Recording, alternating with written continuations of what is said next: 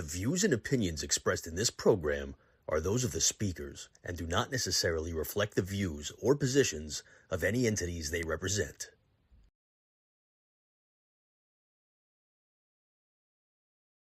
Before we get started, I'd like to take a moment of silence to remember all those who have lost in the line of duty.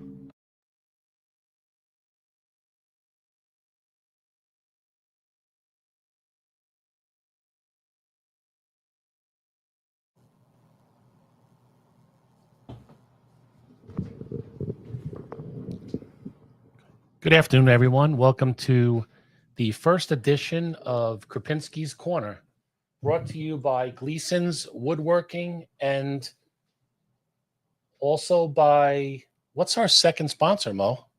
We have a second sponsor? I think we only have one sponsor today. Brought to you by the lovely downtown Phillips. No, it's Gleason's. Dunkin' Donuts. It's Gleason's Woodworking and Contracting, 610-487-4913. Say that number again. 610-487-4913.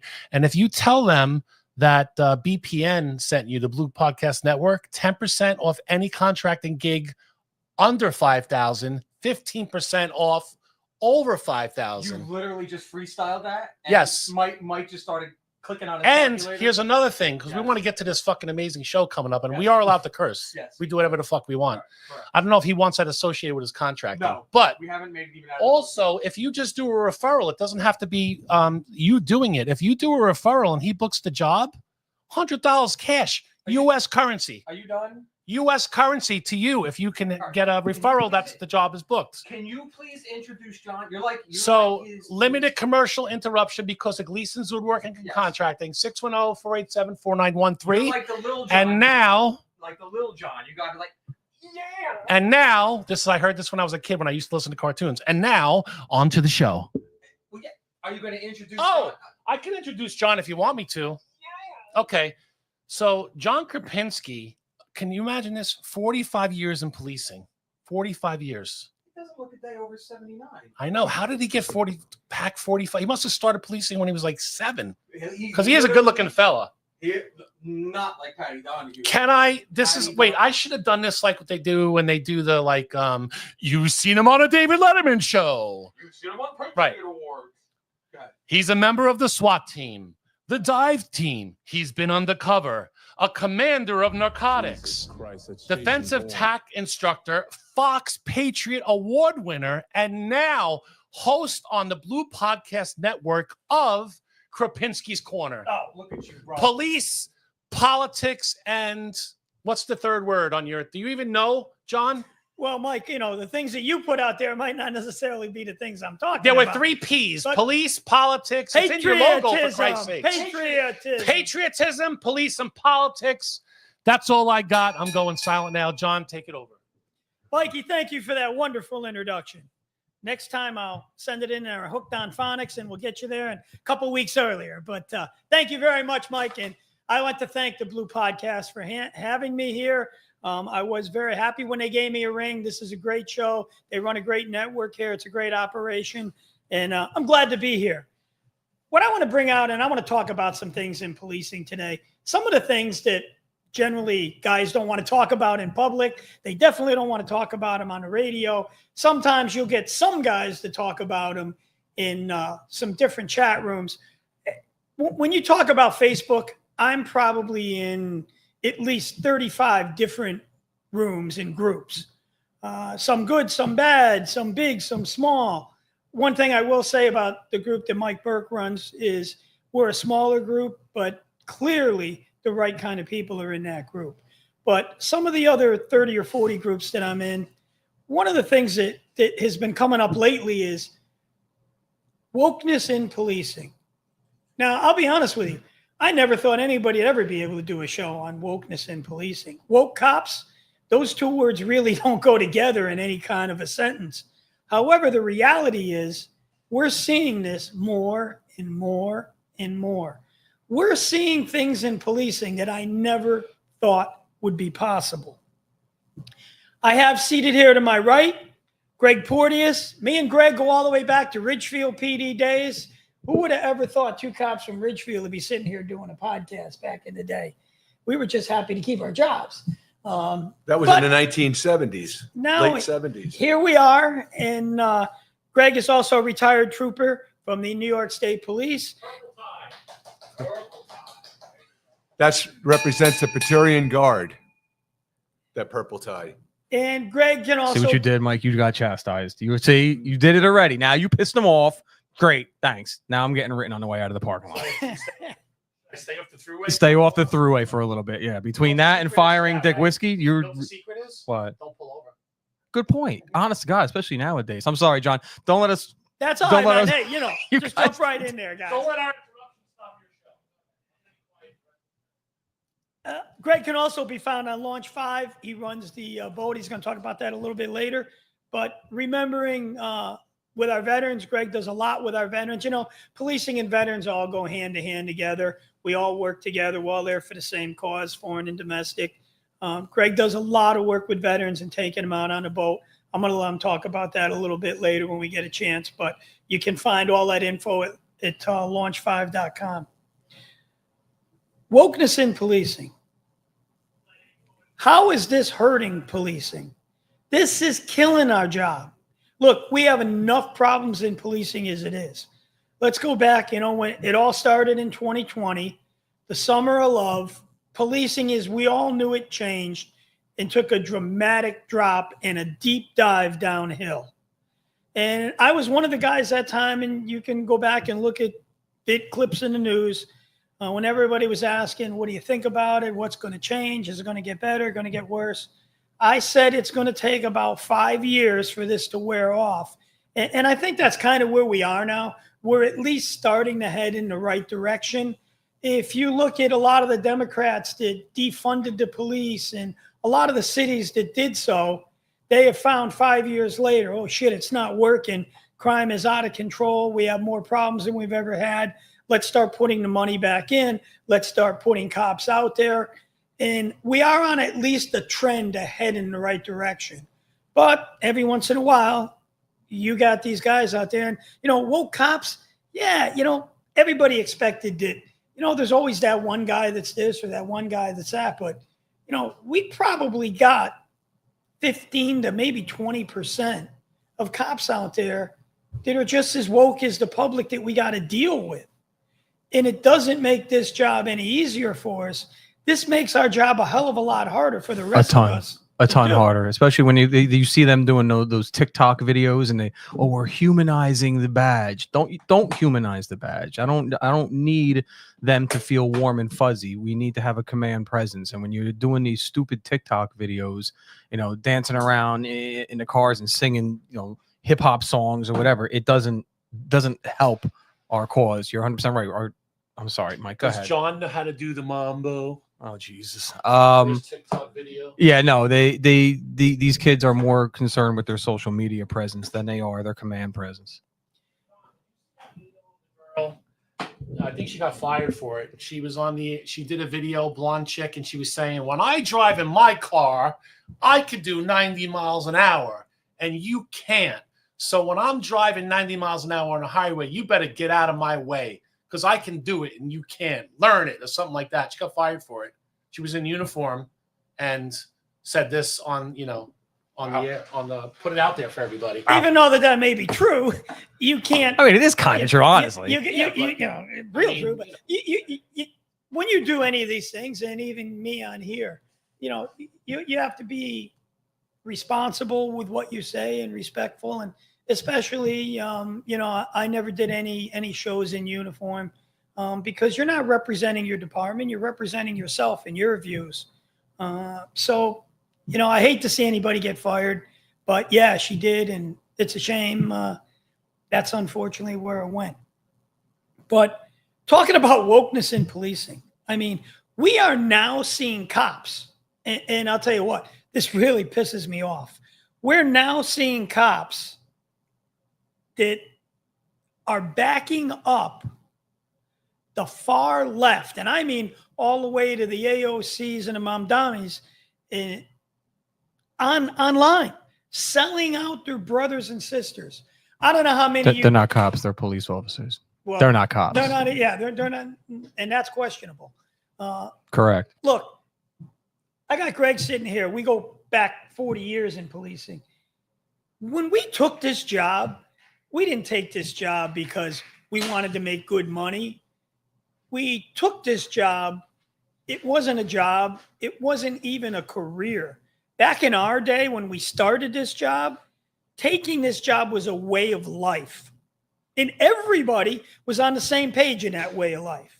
There was a calling. And You wanted to be on a platform where you could help people and do things. And that's what we did. Yeah, 100%. I you know, and it's funny. We talk about this all the time. I'm sure you heard me on one of the other shows, my spiel about it. I always say my generation killed law enforcement. When you guys got on, when you were FTOing Wyatt Earp, the pay was nothing. The benefits were horrible, you know, and these, you know, white collar jobs were the rage, you know, and they laughed at you guys. Oh, you guys work holidays, you guys work around the clock, you know, and then for the pay that you guys were getting, and then all of a sudden the pay and the benefits took off, and then you know, you had people like when you guys got on, you like you said, it was all about the job. When once the pay and the benefits took off, you had guys come on the job that really might not have been into law enforcement. They might not have understood the fraternity. They don't understand, you know, the commitment to this and how, you know, for the real police officers, for real cops, it's woven into everything you do. These guys, you know, a lot of my generation wasn't that. My generation was filled with guys that saw the fragility of all these private sector jobs and said, well, wait a minute, why would I go do this? Well, listen, I have no criminal record. I'm in relatively good shape. I got a college degree. Why don't I just go do this? I can do this for 20 to 25 years and guaranteed retired with a pension. So you ended up getting the ranks filled with people, again, that don't understand the fraternity. And now the problem is not only, you know, did they burn out quick or were they never really active as police officers anyway, but now they're admin. But And go ahead. why don't we identify what we think a woke cop is at this point and how it's affecting his ability to perform policing? I mean, Anybody who kneels is woke. They're all scumbags. Anybody who kneels, they can all go fuck themselves. I think Is the mic picking me up when I say anybody who kneels can go fuck themselves? yeah, Mike. Okay, The mic is just wanna picking make you sure. up. No, Anybody okay, who sympathized with George Floyd Mike. as a hero is a piece of shit. He was a piece of shit. So Are you glad you asked? What happened? Nothing. No, we're just talking about you like you're not here. I honestly, the short answer, and then I'll let you guys go. I'm sorry to hijack your show. I think it's a social worker. I think when you see these kids that are being born into a bail reform system, they're coming out of the academy. These guys don't want to use handcuffs. They're almost taught to not use handcuffs. So I think a woke cop is one whose mindset is more of a social working mindset than a, you know, using your handcuffs, if you want to call it, not incarceration, I guess. Whatever. Well, I mean, go. I would take it a step farther, Mo. You know, look, we have, just like every other job, we have good carpenters, bad carpenters, guys that are hard workers, guys that try to shuffle and beat the system. You know, the guys that may or may not want to go out and do the same job that we did and still do. I understand that. What I can't understand, my definition of wokeness in this job is, we just saw it last week. We had a retired federal agent from ICE. He's been out 17 years now, but you know, the left-wing liberal shows, he was on a left-wing liberal mainstream media, and they probably went far and wide to get a guy to say this stuff.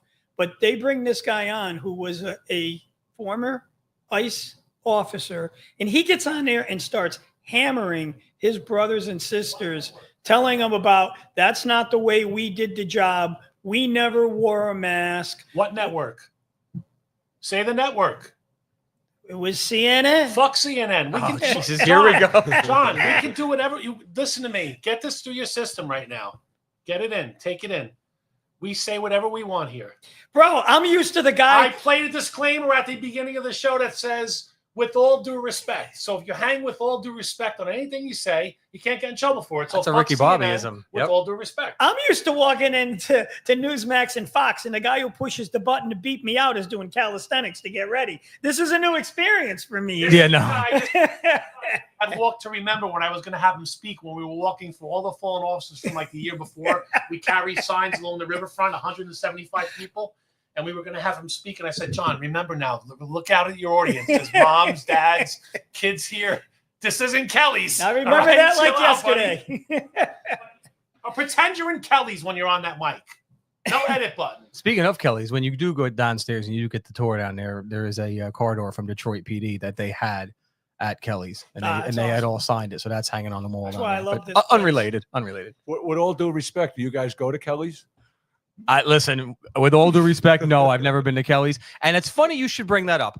Do you want to know why all the police weeks I've been at, I've never had the opportunity to go to Kelly's? Because when I go down to police week, I am essentially I'm essentially slave labor. I am not allowed. I've never been able to go to a candlelight vigil. I've never been able to, because I am tied to Mike Burke's booths of wonder and fun. I am working there. I am not allowed to leave there. No. So that's the short answer. No, I've never had the opportunity to make it over there. One day, maybe if we ever go back down there and Mike doesn't treat me as slave labor, I'll actually be able to go over there. If they ever get their shit together, and we talked about this, John. Are we trying to make enemies with everybody? No, I mean, it's serious. It's been a shit show for many. It started with COVID. Well, it started when Biden got in there, and then COVID, and then it hasn't gotten better since then. It's been disorganized.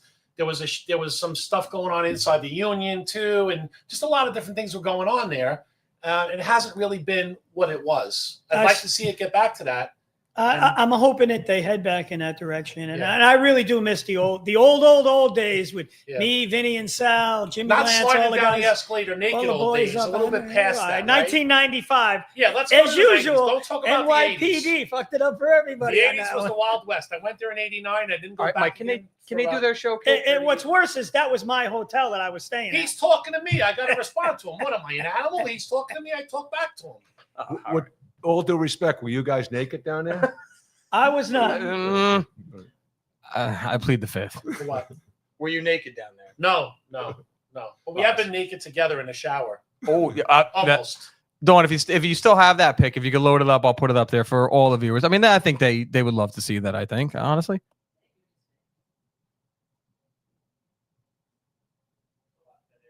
Yeah, don't wait for the picture, John. Just keep going, bro. Just roll through. The picture's just going to show up there in the middle of nowhere. Like Gleason's hardworking and contracting. 610-487-4913.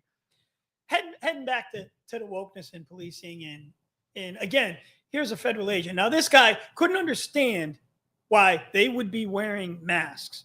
All right, first of all, let me fill you in on a few things. In 17 years since this guy's been a cop, things have changed. He's probably back in the INS days. And I can tell you, back in those days, we used to work with ICE all the time. Then it was INS, but we would work with them all the time. We did big drug cases with them. It was great having them. If you had somebody in a drug case, they could walk over and lock them up if they weren't a U.S. citizen and seize 10, 15 kilos of coke, and life was good and easy. Now, unfortunately, with our laws in our state, we're no longer allowed to work with them. But what they've done now with this big mass deportation and roundup, it's not just ICE officers that are out there. You have DEA agents that are assigned. You have HSI guys, Homeland Security. You have FBI guys. All of these other guys, these are guys I've worked with, work undercover. Now they're put out in there, and every time ICE goes out and does something, there's 100 people with cameras. So they're out there. These guys, they can't get burned. They got to go back to their respective departments and units.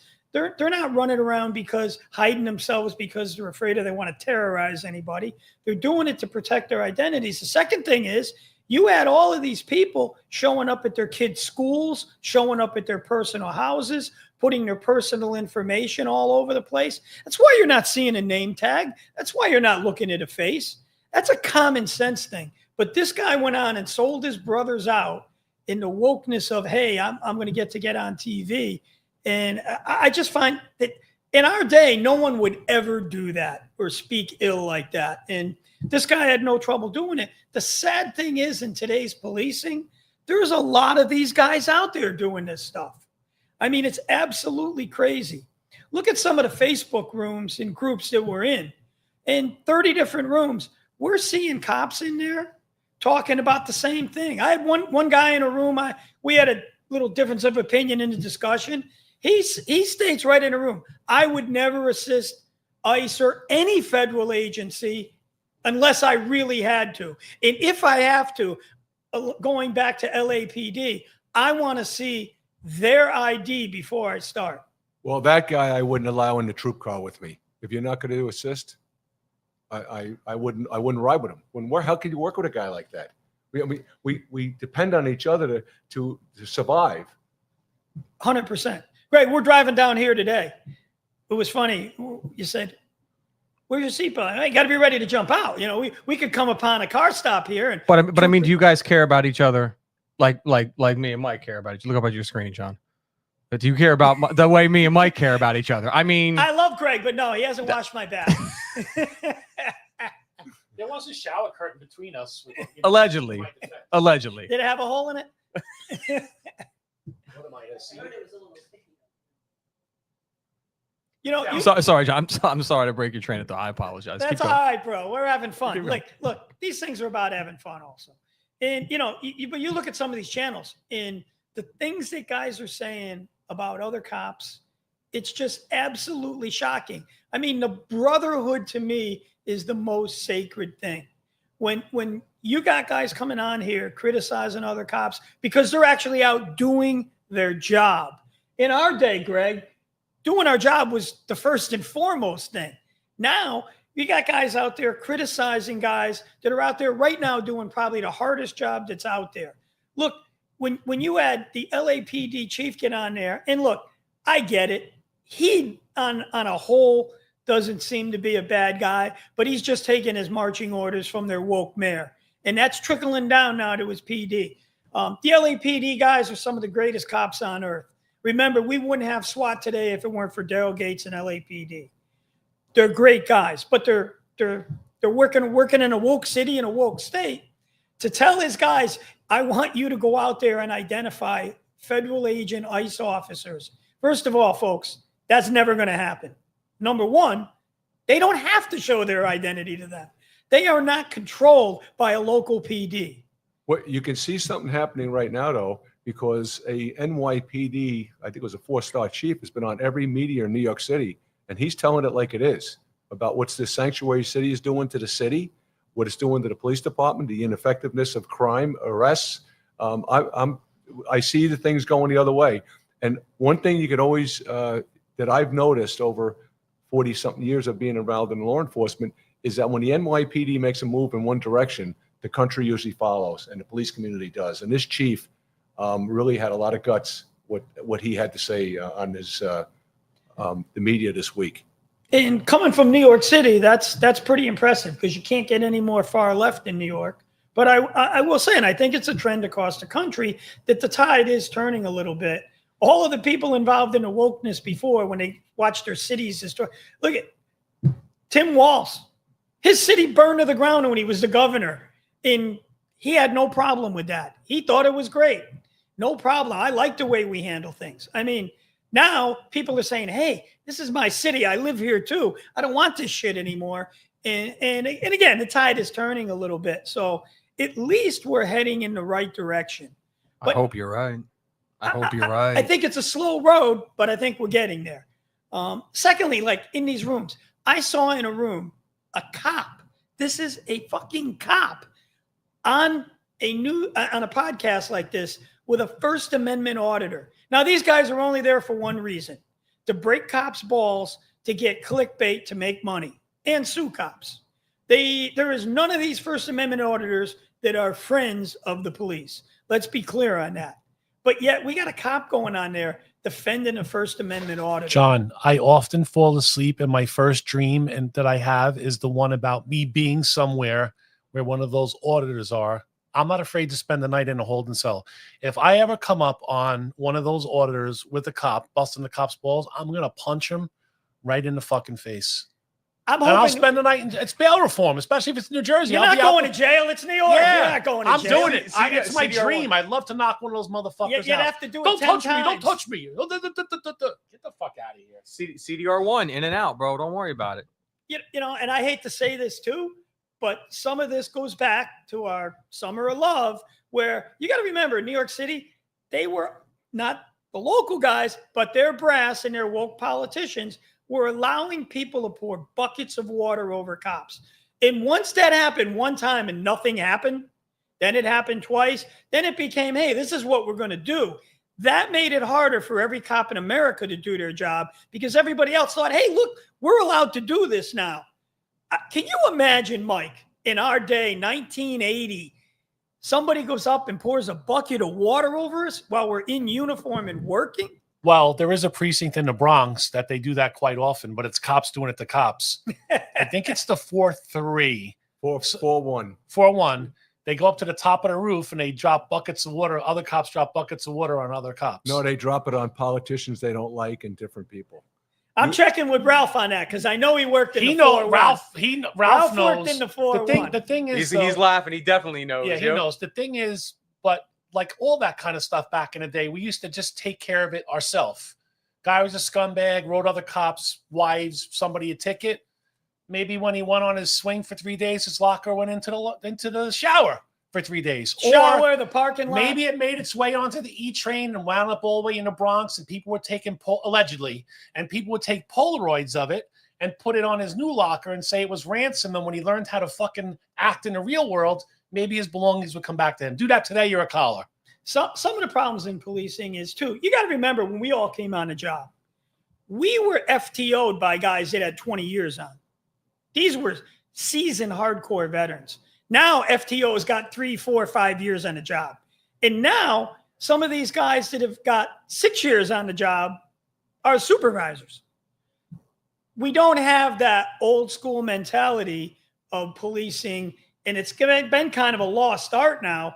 I mean, once I'm gone, we got maybe 1 or 2 more guys there that were around during these eras. And I think that's an issue of some of the stuff that we don't see anymore. And that's why this continues on in this way. Look, I'm in some of these Facebook groups where you talk about, it used to be every department had their one idiot who would write another cop a ticket. Now it's 35% of these people. Like, you say something about that in a room, 35% of these people think it's okay to write another guy. Never mind family members or clergy or anybody else. Where has this society come in policing that these guys think that's okay? And C is for courtesy, and that's good enough for me. Even Cookie Monster knows. Look up at the screen, John. Even Cookie Monster knows courtesy is the way to go. You just killed it, Mike. Or not. What happened? You broke something. it's a Cookie Monster thing. I definitely broke something. I'm going to show a couple pics, and then I'm going to bring in Ralph Friedman. Ralph, friend of mine, we've done tons of shows together. Ralph's had his own shows. Ralph currently has written a book, Street Justice, and that book was spun off into a series, Street Justice, great series. He's now running a new show, which he just started, and I'm looking forward to seeing it. His new show is where Ralph's going to be have another water. Ralph is going to be talking about and critiquing some police video shows, similar to what I did in the show I did a few years ago. Ralph is a great, knowledgeable expert. Ralph's been in 14 shootouts. Ralph has the experience. When Ralph is talking about it, Ralph has already been there and done that. It's not from what he saw somebody do on the internet. So prior to bringing Ralph in, I would like to show, can we show some of the videos when we talk about wokeness? Because I know Ralph's going to feel strong about this. Can we go to the video, please, of the sheriff at the Democratic National Convention? Oh, absolutely. This is wokeness at its finest. Buckle up, Mike. Kamala Harris will unify our country. She will bring us together because our country needs a leader who will go toe-to-toe with drug cartels, and bullies. The issue behind it is that we need to reimagine how we are creating safety.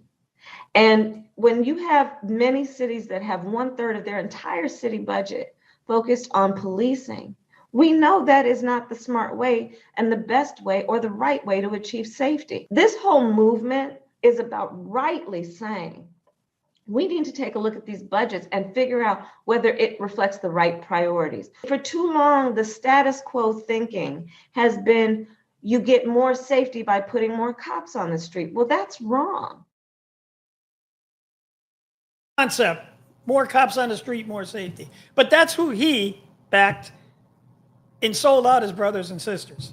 I mean, Wrestler or something that just put a uniform on and we're just short of, let me tell you something, brother. Like, you're not in. Oh, you can't do a Hulkster reference. Oh, dude. Give a reference too to soon. Oh, it's way too soon, bro. Now, oh, you can't. You know, bro. Nah, I can't do that either. You want Ralph up on the stage, bro? Yeah, just before I bring Ralph up, actually, let's bring Ralph in, and then we can throw up a couple more photos. All right, you should have Ralph up. Ralph, you got us? I see you. Attaboy. Welcome, Ralph. Detective Thank you. Ralph Friedman, the most decorated detective in the history of NYPD. Ralph, it's a pleasure to have you here. Now, Ralph. Honor to be on your first show, John. Thank you for having me. My pleasure. With Greg also. And I just want to start out by saying I agree with everything you said wholeheartedly. And I know both of you for a number of years. I know you, John, 11 years, and Greg about 8 years. And I know you're those kind of cops, you know. I just want to clarify one thing here. Is it true at the 4-1 you guys were throwing water off the roof on each other? Yeah, that did occur during the session. That did occur. Even on some horses. And it was more like a tradition. You know, you had to look up. You had to have your head on a swivel. Part of being alert.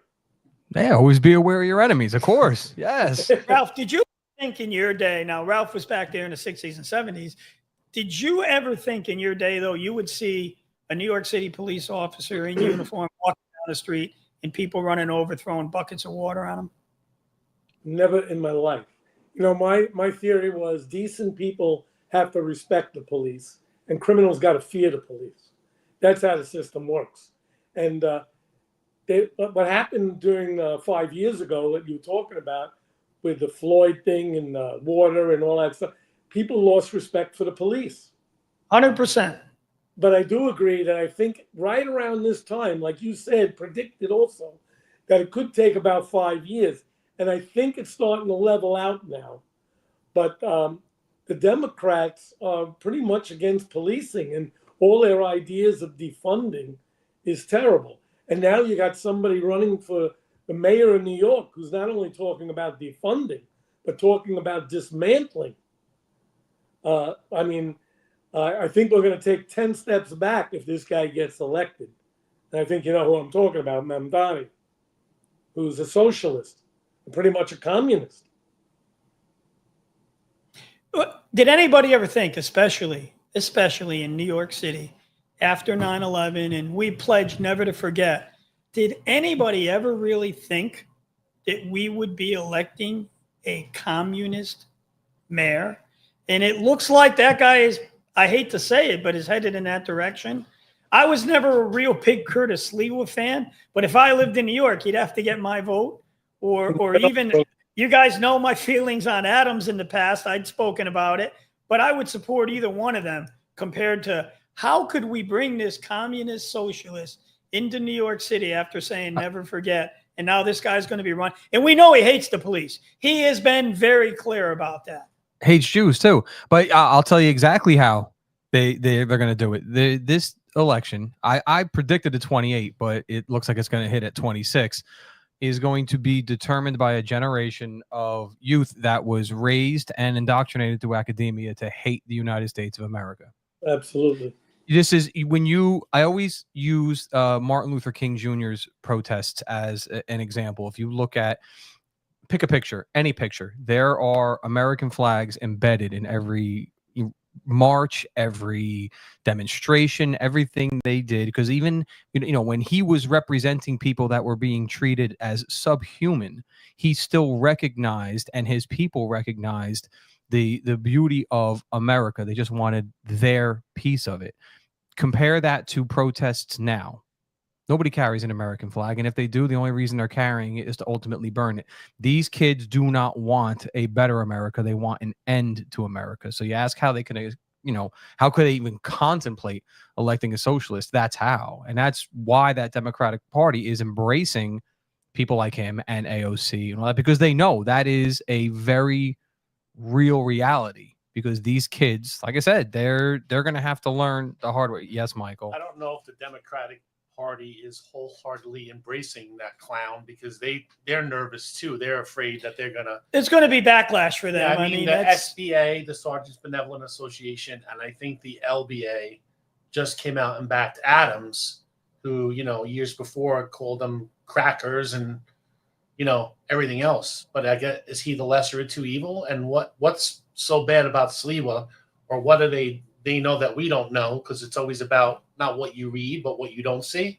That tells you stuff. Like, why would the unions, the SBA and the LB anyway, back Adams' backdoor deals? Do they guarantee him some contracts? You know what I'm saying? Because from all accounts, Adams is, how many police commissioners have we had, and how many different scandals have there been under him? You know what I mean? Yeah. A lot. And he was, but again, being honest, he was a piece of shit cop. He started that 100 blacks in law enforcement. He was a now we're also making enemies at NYPD. Just keep going, bro. We're at it. So far, we pissed off troopers. FOP won, and now the NYPD won. No, I never said FOP won. I said the union has to get their shit together, and they know it too.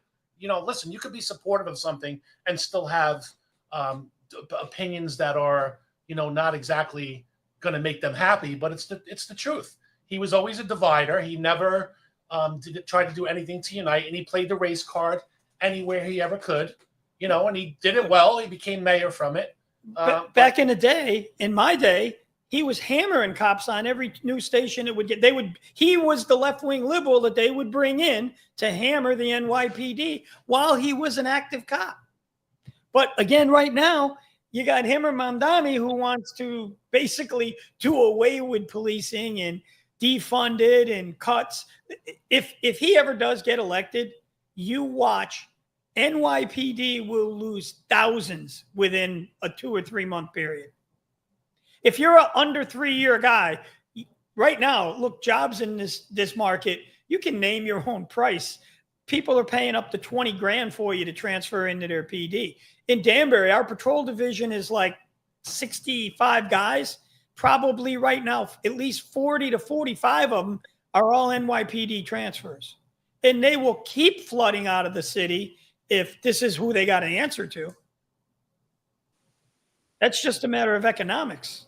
Well, the NYPD and the city of New York is the capital of the world. And like I said before, when I saw this chief this week, I think he's a 4-star. He's the chief of the department on all the media that they've had enough of all this nonsense, the sanctuary cities, all of that stuff. But all these people also that you look at speaking on this video you put up, they've never been a victim of a crime. We all have been victims of crimes as police officers, because if you're active in this business, you will be assaulted, like I've been. I've lost my front teeth with a kick in the face from a suspect one night. Everybody's been banged around. We've all been spit on. We've all had all these issues. But now that you're getting more victims down there. But in Ralph's time, his tenure, and mine when I first started, New York City was having 2,600 homicides a year on the average, and they're down to 300. I don't know where the number is immediately right now, but you have to be a victim of a crime to really know what's going on here. And the people living in these areas, these high crime areas, they don't want to be victims. And what is it, 2% of the precinct that goes around doing all these things to people? I mean, you look at these people who live there, they love their kids just as much as we love our kids, and they don't want to be victims of crime in all of the boroughs of New York City and all of the bad places in this country. Hey, Ralph, if you can jump in here. Sure. Can you imagine today? Now, you had 14 shootings. I'm reading in papers now and news articles where guys with 3 or 4 shootings, their departments are firing them, laying them off. No bad shootings, all good shootings. There's no dispute about that. But you see things like in articles, killer cop and this and that. He's had 4 shootings. We got to get rid of him. Could you imagine today your career with 14 shootings and how you would have to answer to that? And every one of your shootings were completely justified. Well, like you said, it's a different atmosphere today. And back then, the politicians and the bosses would turn us out at roll calls and tell us, get these bad guys off the street.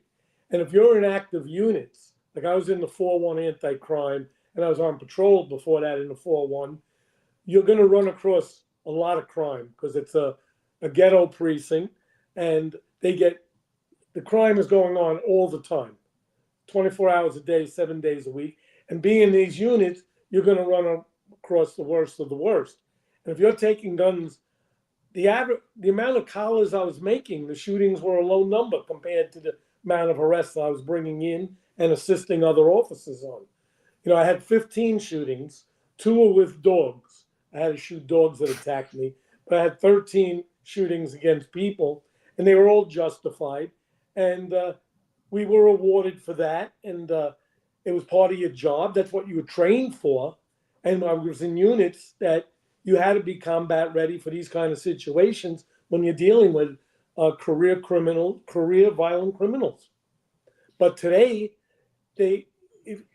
give you an example. When you look at all these TikTok videos or Reels or Facebook, you see cops at a simple assignment. You have 20 cops show up. They're all standing around, and they're waiting for bosses, and the bosses come and call for other bosses. Back in my day, and in Greg's and your time, when 2 cops respond to a scene, you handle the job. And the thing is not to stand around and let the incidents escalate, but take care of what has to be taken. Disperse them or bring them in, put them in the car and take them into the precinct under arrest, or do what you have to do, and you straighten it out. You didn't wait for 20 other officers unless it got into a shooting situation or a bad fight. But you handle the work. You have a responsibility. They give you training. They give you the tools. One of the main tools they took away, which I always complain about, is nightsticks. It was a very effective tool. And sometimes there was more justice at the end of a nightstick than in the court of law. But One thing they got to bring back. business. They got to bring back blackjacks in this time and day now. We got cops getting injured all over the place. Now you're talking. Being assaulted. Look, that's an up-close tool. What I say is I see these young kids that I call taser dependent. Taser's a great tool. I've shot maybe 25 people with it. I loved it. But it doesn't always work. And for old school guys, if it doesn't work, we're like, okay, you put it away and we're going to play differently. Now you're going to, get out. I loved the PR-24 when we had our PR-24s. Ton of time with the PR-24. I was in PR-24 instructor trainer. That's a great tool.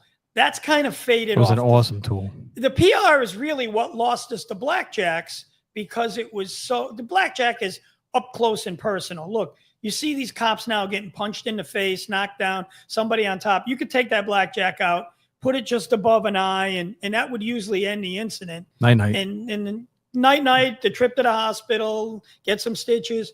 Now, with the PR that's actually faded out also, a lot of places are going to the expandable batons, and they're just not as effective as some of the tools that we used to have. Let me ask you this question, John.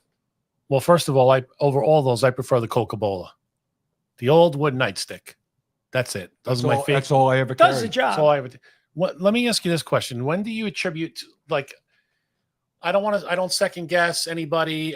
Policing is different now. I go crazy when people say I woulda, shoulda, coulda, or I would have done this. I always say everybody thinks like in a crisis moment that they would react in a heroic way, but you don't know that. You think you would, but you don't know until you're in it. So unless you've been in one of those situations, and we all, probably every single person here has been in one. So I don't see the issue with a little bit of critiquing. But when did it come to the place where we allowed people, because I know Ralph's going to say, when did you allow someone to get that fucking close to you? Like I was always taught by the old timers, your arm plus your nightstick. That's how far away. Right. Complainants or perps, because 1 minute it's a complainant, the next minute it could be a perp. I'm not saying treat a complainant like you would treat a perp. I'm with domestic. right, domestic in an instant. So when did as law enforcement we allow our personal space to be? You're starting to see what you guys said. It's starting to go the other way. Cops are actually putting their hands out and pushing people back now and saying, don't get so close to me. I mean, we all know the stories. You learn them in training. A guy's coming at you with a knife. He's 30 feet away. You shoot him. You still might get stabbed. The momentum, they could still keep going.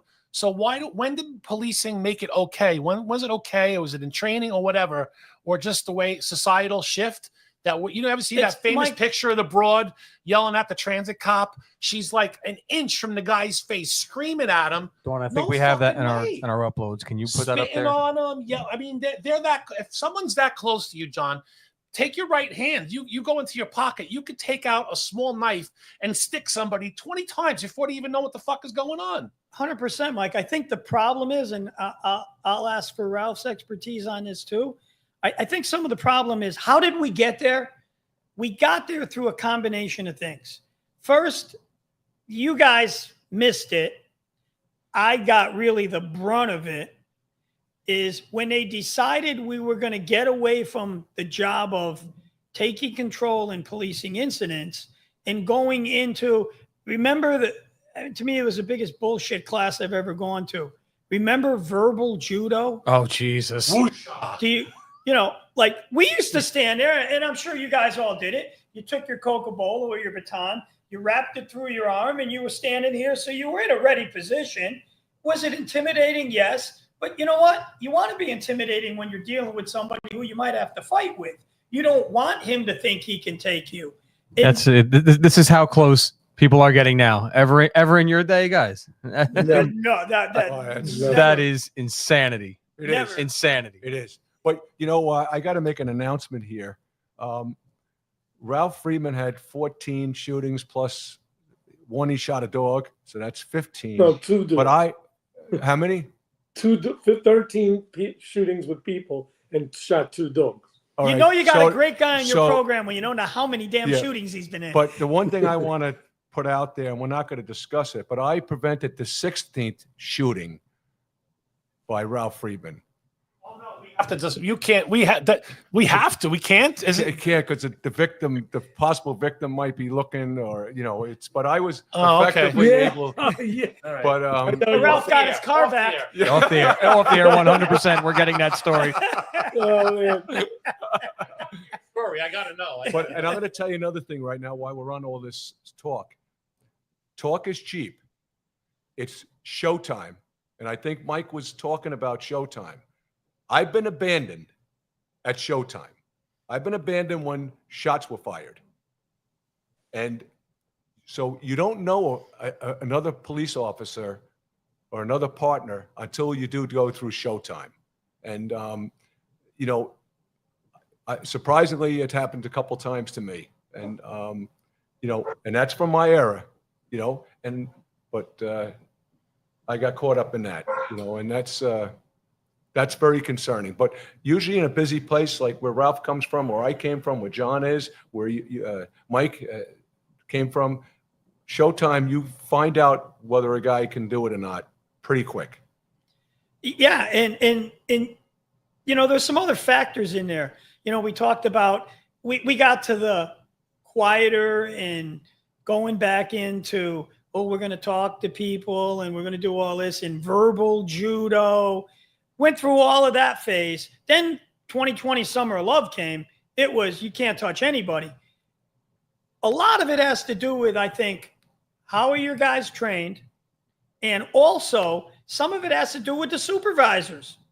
I can tell you, and you can call any one of my guys, as a supervisor, nobody was going to put their hands on my guys. That has to be, and we need to get back to that. And I'm not advocating anybody touch anybody that was not needed. Look, in 45 years, I never put my hands on somebody that didn't need their hands to be put on them. And 99% of the time, and I'm a guy who worked in a training office, did the defensive tactics training. I would always train my guys and to tell them, who decides if we use force? Who makes that decision? A new rookie will say, we do, Sarge. Actually, no. The decision for us to use force is made by the suspect. If he complies, he done what he's told. I don't have any reason to use force. So it's not even entering my mind. That's how it should be. And we need to get back to that era. Now, when I talk to people, I've been very fortunate. 45 years, I don't think I have 4 enemies out there. Half the guys I arrested will buy me a beer when they see me now. We all have good relationships. Let me talk to your supervisor. I'd like to speak to your supervisor. I'm so sick of seeing that on the internet. For everybody watching this, if you're a civilian, we don't have to call a supervisor because you want one. I don't want to call my supervisor because I'm going to get in more trouble later on for fucking calling him, bothering him, and waking him up or whatever the fuck was going on. You can ask my guys. No. My guys did have a standard line, and I saw one on a body cam that was pretty good. One of my guys said, the last person you want here right now is my supervisor because this is not going to go well for you. I've used that myself, yes. We're not required to call a supervisor because you want one. We call a supervisor because we need one. Because A, we're not sure what to do. Maybe making a decision is above my rank. That's why we call a supervisor. Not because you're some left-wing woke liberal who decides on every traffic stop, I want a supervisor. What's your shield number? I'm going to say it again. We are not required to call one simply because you ask for one. Thank you for bringing that up. I hope we got a public service announcement out there that day, and maybe we can fix some of these people on the internet. We got a couple public service announcements out there so far today.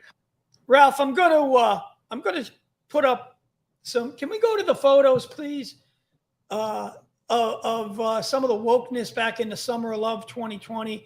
Do we have the? We have. Here you go. Here's the. Man, don't even. I'm gonna puke right now. These are the TAC guys out there taking a knee, and I can tell you, in the summer of love, I was out there for 4 hours. I had some people say they closed down one of our highways. Wait, is that a 3-star chief? That is the chief. 4. What He is the chief. I want to say it's Danbury. No, that is not Webster Police, Massachusetts. Webster, Mass. That was the fame. He laid down and let him handcuff him. What? Stop it. Are you kidding? No. Fuck Are out you of kidding? here. There's a wider angle. Show the wider angle. Oh shit! Hold on. Let me see. I don't think we have it up here. Dawn, do me a favor. Search Webster Police, Massachusetts handcuffed cop. I'm sure it'll come right up. Chief. To wear a blue line fucking mask while he getting came out. handcuffed. He came out of his PD. He laid down. He allowed him to be handcuffed. He gave statements. Now, did his own people handcuff him, or he didn't allow the fucking civilians to handcuff him? I'm not sure. It was Is he armed? 6 years Is he armed? ago. Oh Christ! Oh, Dawn, yeah. find this zoomed out shot. The I zoomed need out that. shot. There will be plenty of people standing around him. That's insanity. If he's armed, that's actually a crime. That's He's allowing insanity. himself to be cuffed with a firearm. But that's what was done. And again, these are the things. Now, I was asked by a protester, "We'll leave when you take a knee." I said, "You'll die of old age, bro. That ain't never going to happen here." To me, kneeling is you're yielding that you have been defeated, and that's not going to happen. And a lot of guys, I give a lot of guys credit. Like the guys that I give the most credit to, you watch like on Fox and all of those then where you had 20 guys kneeling and the one guy standing up. These are the guys I give credit to. Ralph, did you ever think you would see cops taking knees like that? It wasn't even something that entered the mind or would even be thought of by the other side either. It's because it's not going to happen. And that guy who got handcuffed, Greg is right. He's leaving his weapon exposed. This guy should be psychoed at least, at minimum, if not arrested. He should be psychoed. This is disgusting. But these are the things that occur. And these are the things that we saw. I think I got the zoomed out picture here. Here's the zoomed out picture. If you have it, send it to Dawn either in the messenger, because then she can just upload it right from there, or email. Either way, whichever is easier for you. I mean, I really can't. If he's armed, I'm honest to God, John, I'm going to warn you right now. If he's armed, I'm probably going home. So you just run this booth. I don't even know. I would not be. Have her put her phone number and send it in there. I Send it can't. to yourself. Can't. Yeah, you could, John. Send it in the messenger chat. Send it in the messenger chat. Oh, Still okay. on fucking MySpace. Yeah, Ralph, don't mind us. We're just gonna do this shit in real time, bro. Don't worry about it. Preparation is key. Ralph, we have an You know, award one for of you. the I'm just not problems- sure where you're going to put it on your fucking wall. You don't have anywhere back there for anything else? Jesus, Mary and Joseph, that's a lot of fucking hardware. It's Jason Bourne. One of the problems with policing that occurred over the last few years is how politicians got into running some of the police departments. I believe that it should be guys that work their way up through the ranks with training, knowledge, and experience that should be promoted, and that's who should run the department. Not people who never walked one day in an officer's shoes, have no experience, no training, and they're running the police departments. How did that happen?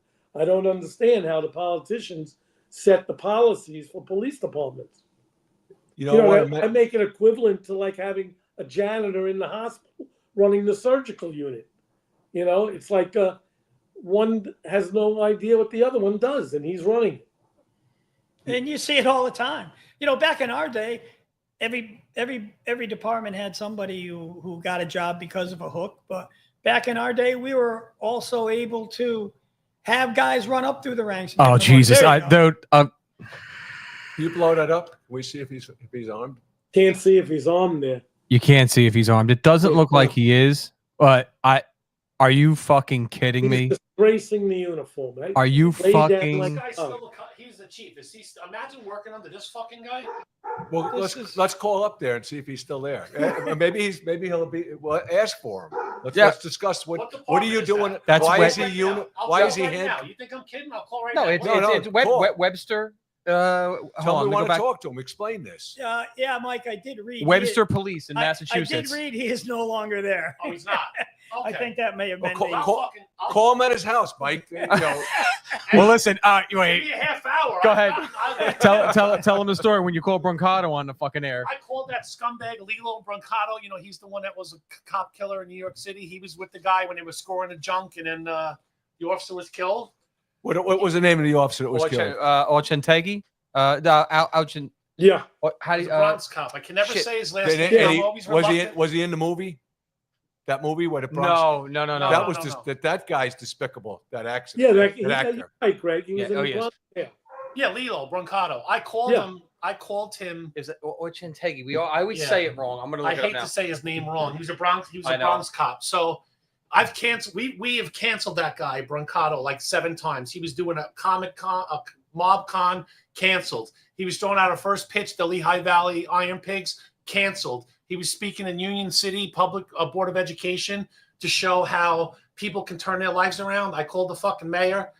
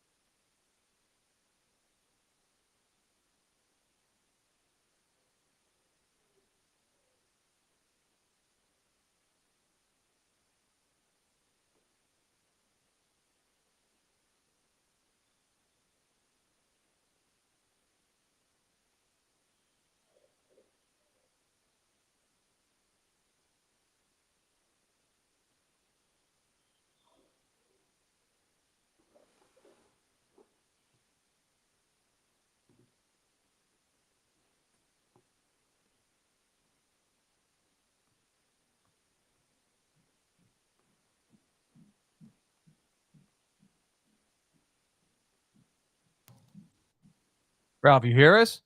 I hear you now. Oh, there we go. Ralph, here's my question. Look, you're not just the most experienced guy on this show. You're probably one of the most experienced guys alive when it comes to policing. What do you think it's going to take to get back to cops doing their job, locking up bad guys, getting the job done without worrying about, am I going to get in trouble for this? Am I going to get yelled at for this? Just doing the job. What is it going to take for us to get back there? Well, I think you'd have to change a lot of the administration. It's going to have to, like they say, elections have consequences.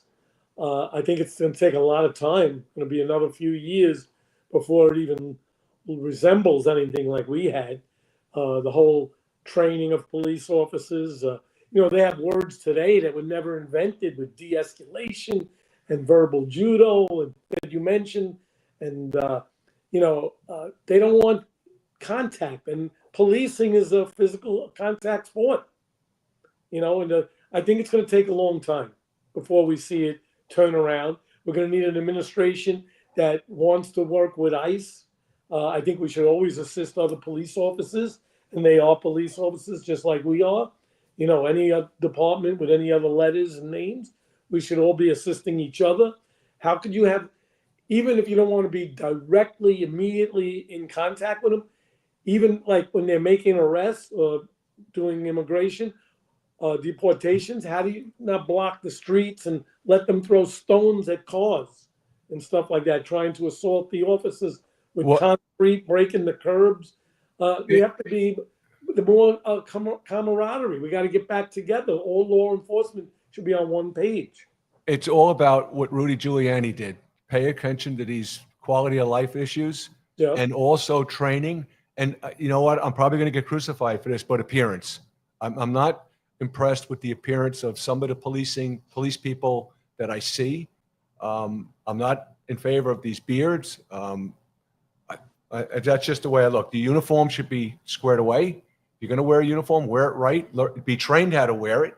And training. And one guy I think that's listening out there right now is Steve Cardian. And something I don't see anymore, and it's in Ralph's book. For anybody out there right now that has not read his book, if you're in the police business, read his book for one reason: street survival.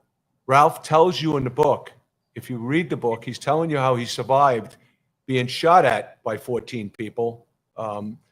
That itself, Steve Cardian, when I first came on the job, when I was working with John in Ridgefield, he got into street survival of police officers. There's no training like that anymore. What Mike mentioned before, keep a nightstick's distance. That it's a lost art. Yeah, what I see going on out there. And then John's got almost a half a century in policing. God, you're old. It's amazing. Sorry, I'm just kidding. These are the things, Ralph, that, hopefully, I'm on my way out. So it's going to be the next generation. But I hope that we're able to get back to some of the things. The bottom line at the end of the day is it's our job to go out there and arrest criminals and put them in jail and come home safely while doing it. And gee, I really hope at some point in time we can all get back to there. But like you say, I think the one added element to that is the supervision. I agree with you on that. I think supervision and FTOs, guys need to be brought up through the ranks properly. I don't think a guy with 3 years on the job can be teaching a brand new guy. We got to go back to the 15 and 20-year vets doing it. But they also, these are things too, administrators have to make it attractive for a 15 or 20-year-old guy to say, hey, you look at some of these guys, FTOs, they get $1 a day, they get an extra 3 days off. It's not worth it for them to go out there and put that kind of time in. But that's the difference in policing properly and just muddling through what we're muddling through on some of this stuff. Well, Ralph? It was like you said before, either you or Greg said policing was a calling. I think Greg said it. And it was your life. Guys stayed on 30, 35, 40 years was very common. That's not common today. These guys today in the academy, they know their retirement date. there's no incentive to stay on when the job is so bad and no one's backing you up, and your 100%. bosses aren't backing you up. They're running at 15, 20 years. So You know, Ralph, I want to comment on that. When we came on, we had to arrest the same drug guy 3 times to get him in jail. I took the attitude, we're getting paid by the hour. We keep locking these guys up. A lot of these guys out in the street right now, police people, they're laying down. No, you're getting paid by the hour. If a crime's being committed, even though the guy's he's not going to jail, he's not going to be punished, arrest him. Maybe you have to arrest him 3 or 4 times. That's what we did. And also, I'm going to make one other point. When I first came on the job, riding the subways in New York City, they were looking to rob our guns when we were off duty. We policed during a very difficult time. Look at the stats. 2,600 homicides in New York City back in your patrol, and it's down to 300. We had it rough. I think it's some of it is in better shape right now for police than it was, 15, 20 years ago. Well, maybe the doctors at the hospitals are saving the guys that get shot, so they're not homicides. But shootings are crazy in Manhattan, and stabbings are all over the city. I mean, there's still a lot of crime out there. It was no day to beach, though, for John's era, my era, your era. Oh, no. There was work to be done, but they let us do the work.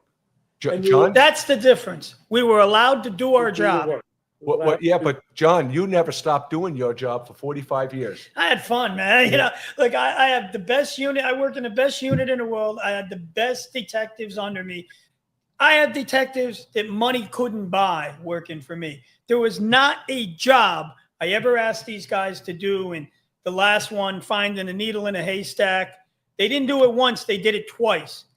I can't say enough about these guys. That's the only hard part about me leaving and retiring. Well, that's called leadership, John. You motivated these guys to do their job. Right now, I build houses. You have to have leadership. You had good leadership. When you took over that unit, they were doing absolutely nothing. And you build houses.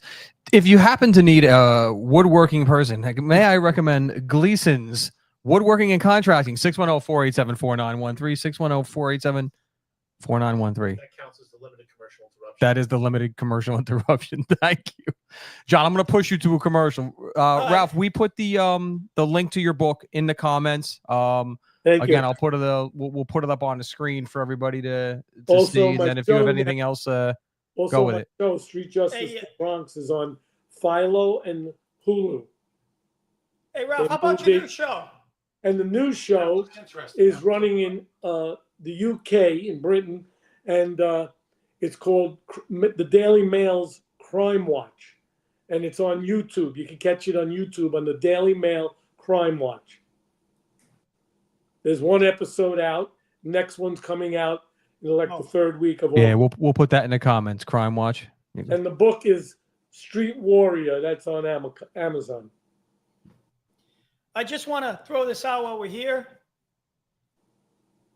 This book here, written by a good buddy of mine, done a lot of stuff together.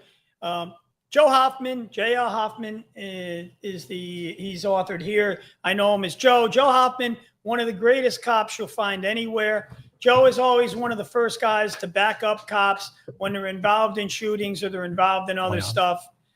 Joe wrote this book, and the book is Lima 36. It's easy reading, although it took me about 4 months to get through. I would read it on surveillances, like 5 pages at a time. Finally finished it.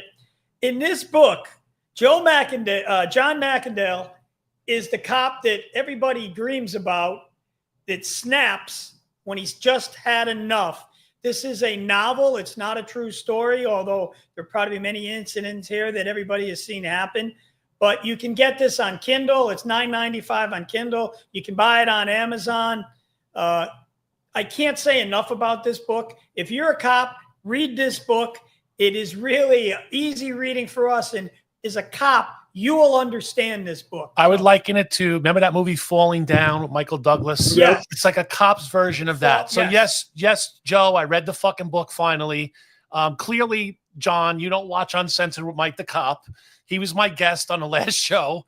We had him on. We talked about his book and his, And we got the Street War. We got a battle of the books right now. Street Warriors up. Is that up? That's what's live right now? Yeah, that's what's live Street Warrior book is up there right now. We had J.L. Hoffman's book up there. Yeah, he's a good dude, and he's very opinionated when it comes to police shootings and, you know, dissecting. Joe is one of the guys, like, when I'd say, wait a second here, there's not a problem with this. And all the woke guys in these groups, oh, look what he did. He put his hands on him. Joe was like, and some of these things, it was me and Joe against the world. And then 3 years later, you find out, hey, John and Joe were right. Here's why Joe is good. When he puts up his opinions on shootings or anything like that, he backs it up. Every single paragraph, when he dissects it, has the link to what he just talked about. So you, the person reading it, well, most people just look at the fucking title, clickbait, and then they make their opinion on that. But if you're, critical thinker and you're reading it, he's giving you where he sourced his material from for you to make up your own decision. Are you almost done, Mike? We're gonna lose. Randy's gonna go on vacation. if we make him wait any longer, he's gonna go on vacation. Well, with all due respect to Randy, Ralph's a little bit more intimidating than Randy. And when Ralph said, "I'm going on first," listen, the guy that's been in how many shootings, Ralph? No, yeah, I'm not fucking with him. He goes on. This book is not a novel. I see a lot of plaques and stuff, but I could see wall behind Randy still. I can't even know I don't even know it's a wall behind Ralph.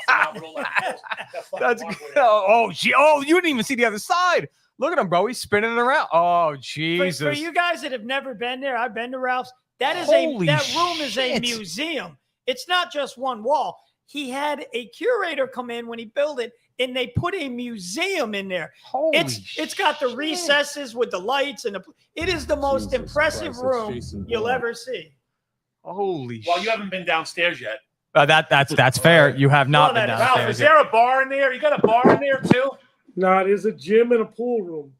Oh, all right. Well, how come we've never been invited? That's cool. Thanks, Ralph. Yeah, no, don't worry about it. We'll just go fuck ourselves. Hey, could you imagine if Ralph was drinking? Oh, jeez. Wow. No drinking. Never did any drugs, smoking, or that's great. God bless. My whole life. Still don't. Never did. John, you got to go to break. So hugs and kisses. Ralph, thank you as always, dude. Love you, brother. This is you've done multiple appearances with us. I appreciate it. Thank you very much for having me. Always a pleasure. Friend John, friend of the show. From now on, anytime you come on, you just got to log on as friend of the show. We don't want the retired NYPD. No, just friend of the show. They got it. If they don't know, then they don't know. You know what I mean? Okay. Thank you very much. All right, roger that, man.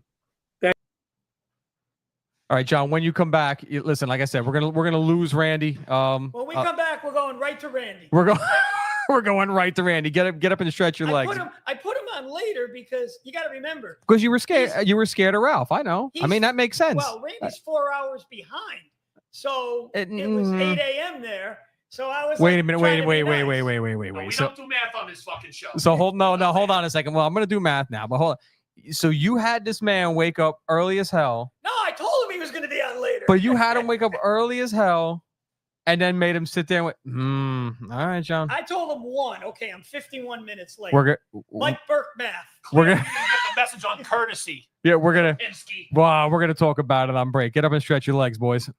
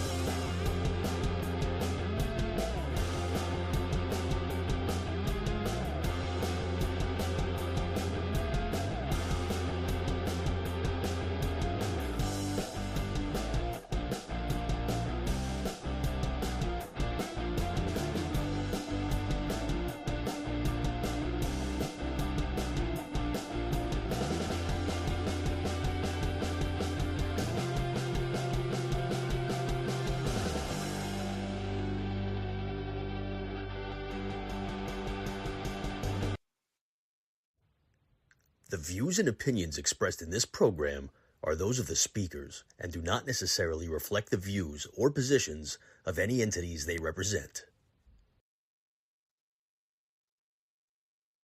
All right, John, you're back on. Okay, we are back live. I'd like to introduce my next guest and very personal friend of mine. I love this guy, man. You all know Randy from Cops. He was on more episodes of Cops than anybody else. And not only was he just on Cops, and were they good episodes, that was the funniest shit that Cops ever produced. Only Randy could get the guy masturbating in a window and make an entire episode about this. Love this guy. Some of the other things that Randy does, he's also my boss, believe it or not, at the Wounded Blue. I'm going to let Randy talk about that in a little bit, and we'll talk about some of the things that the Wounded Blue does. Look, we have a lot of fun here, and this is a great time. It's a great, great show. But take all the other foolishness that we do and fun we do aside. One thing when we leave this show, we're going to close it out with, if you're an officer and in these times, if you're having problems, we want you to know that there are people you can reach out to. And what I love about this organization, and we'll talk about it in a little bit, is when I say we're 100 anonymous to help you and provide you with the help or counseling that you may need, it's 100% anonymous. You guys all know me. There's absolutely no way I would sign on anything that's going to screw a cop. And we are just the opposite. So we'll talk about that in a little bit. But now, Randy, we showed you a video earlier of a sheriff talking at the Democratic National Convention. What'd you think of that? When I was watching him, I was just thinking everything that is wrong with a police leader is on display right here. First of all, the fact that he signed on to the Kamala Harris camp, it shows that he's a moron to begin with. But then to go out there and embarrass the uniform the way he did, with his obsequious display of support for people who absolutely hate the police, well, it was pretty sickening to watch. But I'll tell you this: if you put us side by side with me at the RNC and him at the DNC, it's coming up. I downloaded that last night. I wanted to show people what a woke cop is and a real cop is. And you're the real cop today. As always. You and Ralph on the same show. I mean, I was just gonna say. I mean, you can tell him that he's the real cop, but let's be real here. Ralph went first, so I don't know. It sounds kind of like fluff now, John. You said a little something. I'm just saying. When you see this video, you'll know what I'm talking about. But Randy, did you think that? Look, especially speaking for her, she was very clear. Not like it was a secret or one of these people who said one thing and did another. She was very clear on her feelings of policing, what she was going to do. She was one of the primary defunders of the police. I don't know what this reimagining the police are. And for her to make the comment in the end, I loved the end of her interview when she said, people think more policing will result in better safety. Yeah. Well, do you think less policing will? I mean, there was nothing that she offered where we could say, well, you know what? Maybe I could get behind that. But this guy did. I mean, obviously, I don't know what department he was chosen to lead had she won, but thank Christ she didn't, or we'd all be in trouble now. Well, he was clearly hitching his star to her, hoping that she would become the president and he'd get some cabinet position or be appointed, the head of the DEA or something. So 100%. No question about that. But you look, I mean, again, they had to go far and few in between to find somebody in a uniform that would actually step on that stage. And he's probably the only guy in America they could locate. Trump could have had 3 million cops standing up there speaking for him, because we knew what his position was, and it was back in the blue. If we could, Mo, can we go to the clip? I want the viewers to see. Here's what it's like when you got a real cop at a real convention speaking about policing. 100%. Thank you. Thank you for that. Thank you for that. Hello, America. My name is Randy Sutton, a police lieutenant. I was a police officer for 34 years.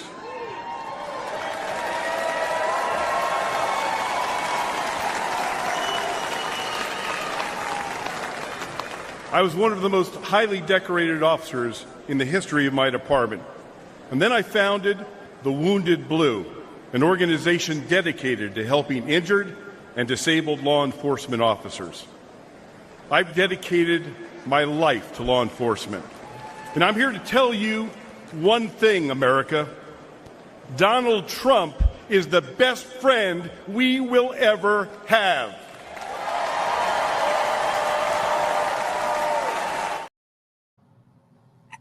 I mean, that just says it all. That is America right there. And Randy, from the bottom of my heart, and I think I speak for all law enforcement officers, except those minor few, that you represented us well at that convention. And for that, we all thank you. Well, I got to tell you, John, that was a moment in my life that I will never forget. The messages that I got from cops from all over the nation, many of whom, of course, I didn't even know, was so heartening to me. It was heartfelt.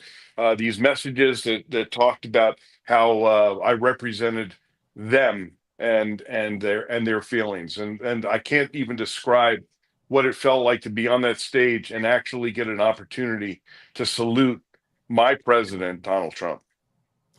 That was an awesome night. And again, this is coming from a guy with 34 years of experience. Randy's been around. Randy's been in 4 shootings.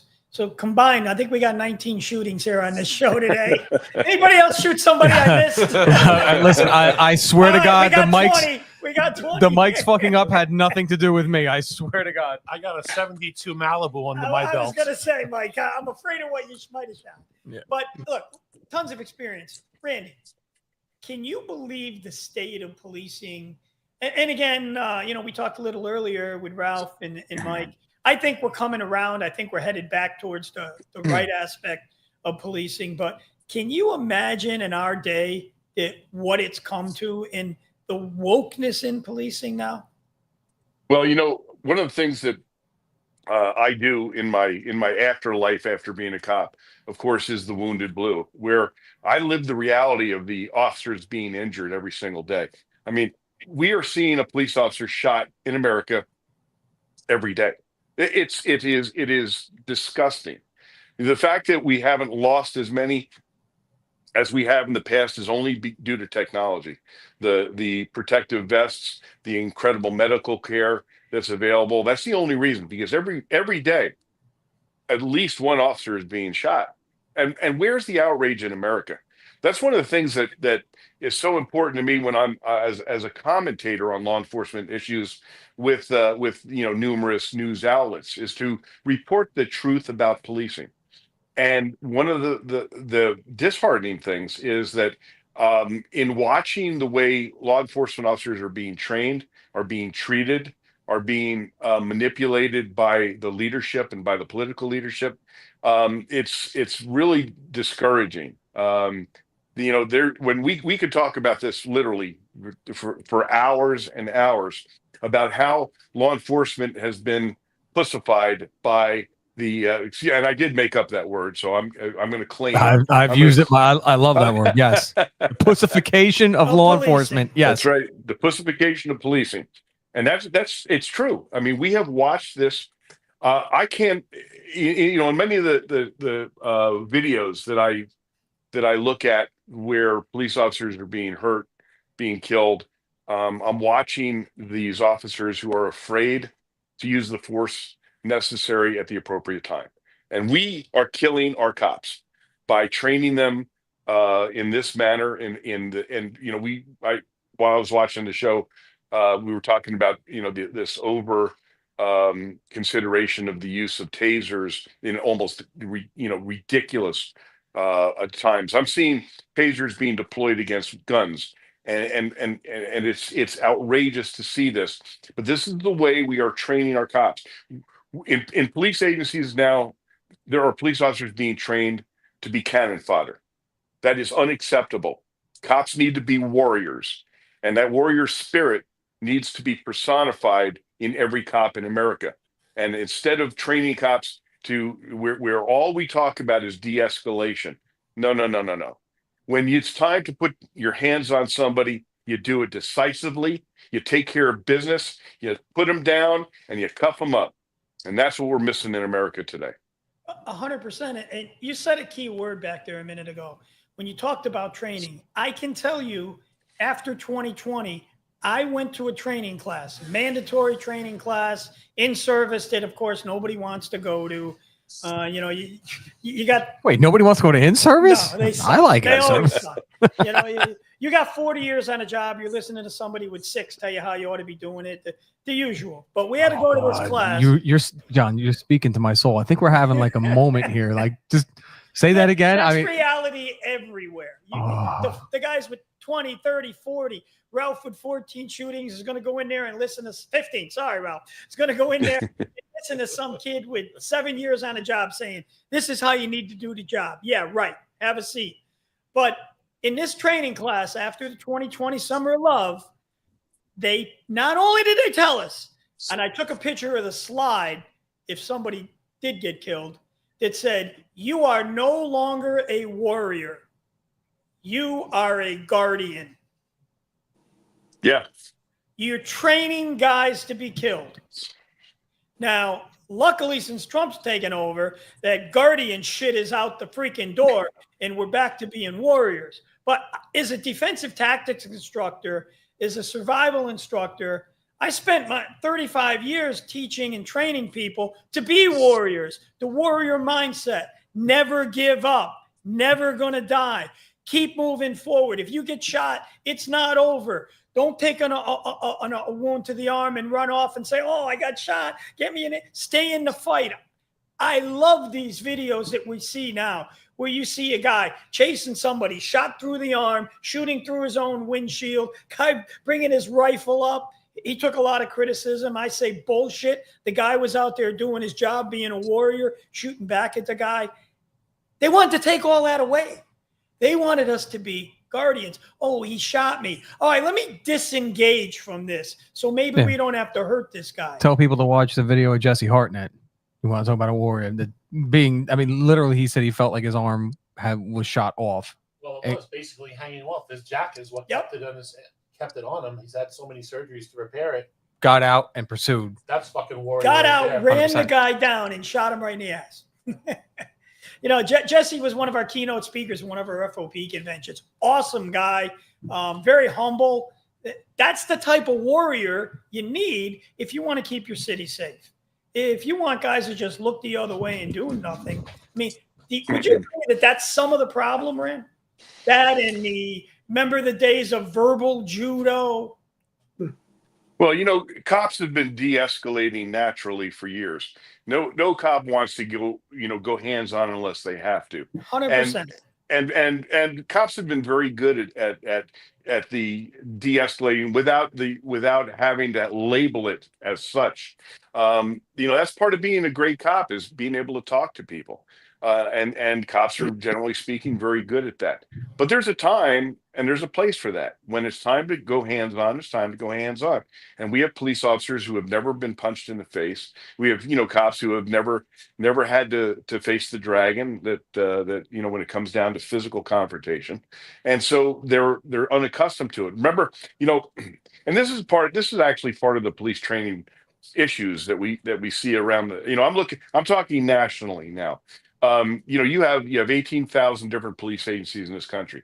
You have different academies in different states. You have city academies. You have state academies, and there is really, in point of fact, there is nothing standardized when it comes down to training our cops. So you have police officers being trained really well in one jurisdiction, and not so well in another jurisdiction, and so we're failing them.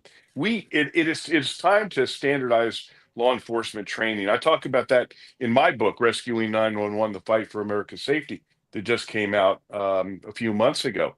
Because it is time to give our cops every opportunity to survive on the street. And that means that's physically training, that means emotional training, that means mental training, it means preparation for going into combat. And you know, police combat is one of the most misunderstood aspects of law enforcement. You know, Ralph, you probably go through the experiences that you have had with your multiple shootings, and you think about these events probably more often than you even want to talk about. And the fact that you survived is a testament to your warrior spirit, and the fact that you not only survived physically, but you have reached a point in your life where you are sharing your knowledge, you're sharing your experience, you're sharing your spirit with people from around the world, and getting them to understand what it's like to be a real cop. So to you, I say thank you, because it is old warriors like you that are going to teach the young, if we can get them to sit still long enough to listen to you. Hey, Randy, Mike the cop here. I'm just sitting in the booth today. Not that other Mike the cop, the real Mike the cop. Hey, so one of the things I think there's an issue, and it should be taught everywhere. It's not really training, but cops need to realize this: every cop is one call, one decision, one job away from being that guy, the guy that you read about in a newspaper, whatever the situation may be. And most cops, or a lot of cops, don't realize that until they're in the shit, and then it's too late. They don't have any support system. They think it's not going to happen to them. That's something that needs to be dealt with all the time. And like you said, John, and all these groups and everything, where you see everybody chiming in and talking about a shooting or this, that, or the other thing that weren't there, you don't fucking know. You don't know, because you're not there. You don't know the situation.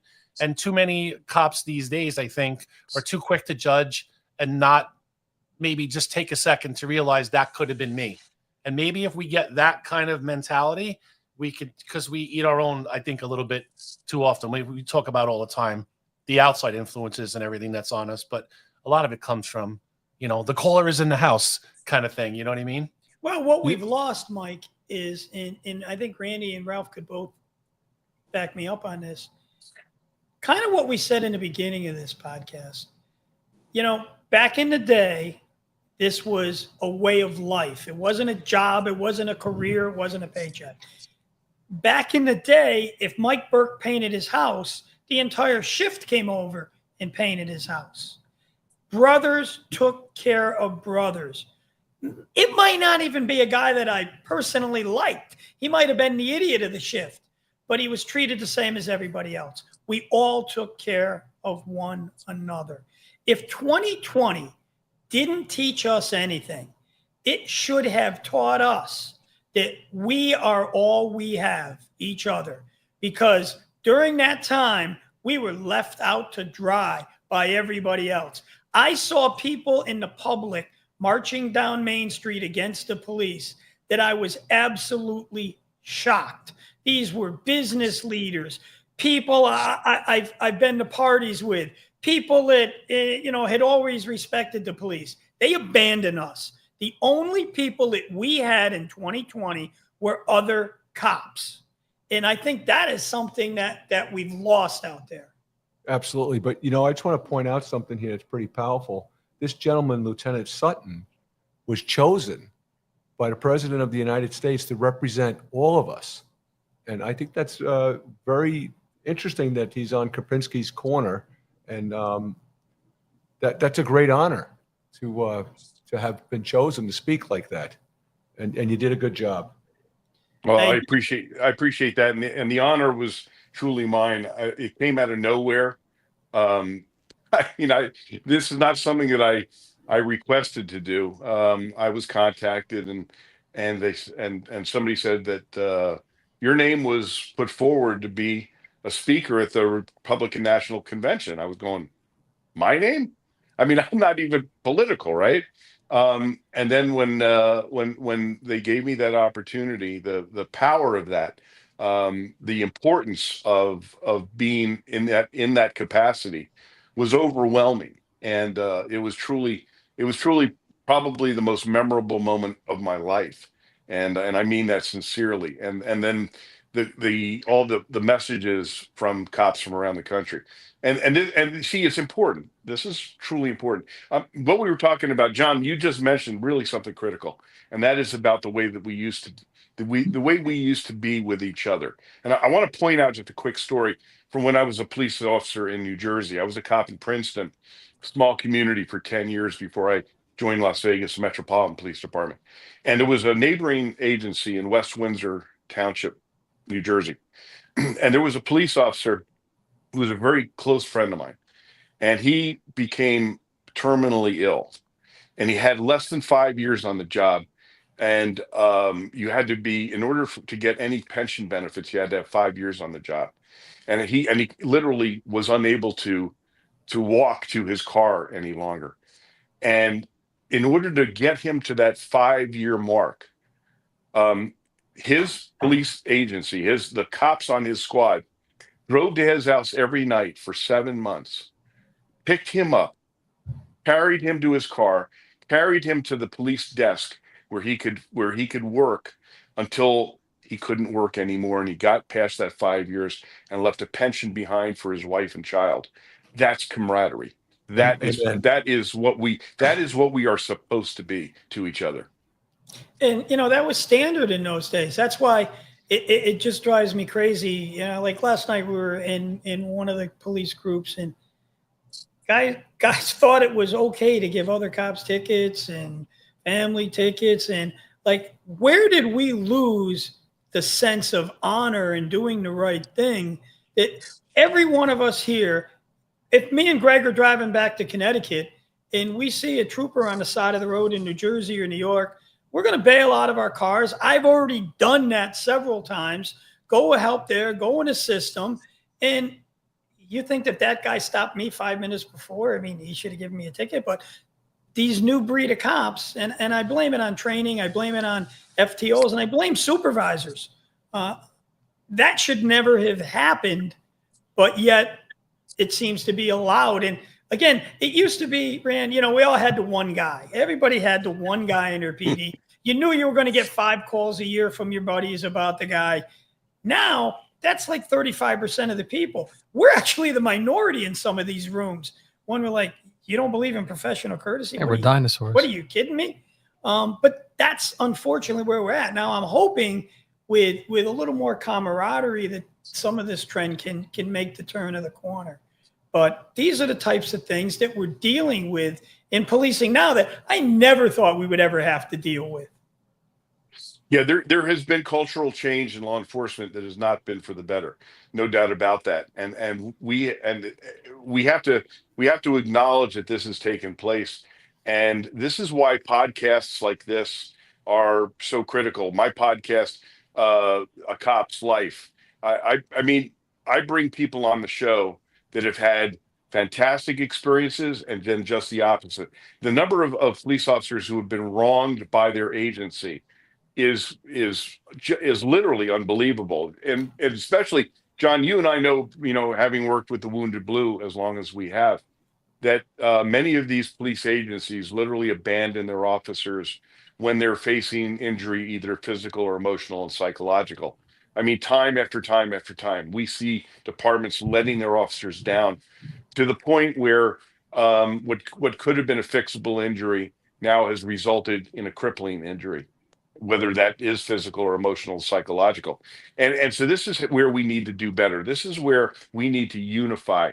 We need to support unity. And the only way to do that is to talk about it. The only way to do that is to get the message out. And, you're doing it on Facebook, you're doing it on social media. We're doing it in a podcast like this, where you bring people on like Ralph, who is a true law enforcement hero, to be on display to other police officers who want to aspire to greatness as a cop. And that's what we need to be really focused on, aspiring to greatness.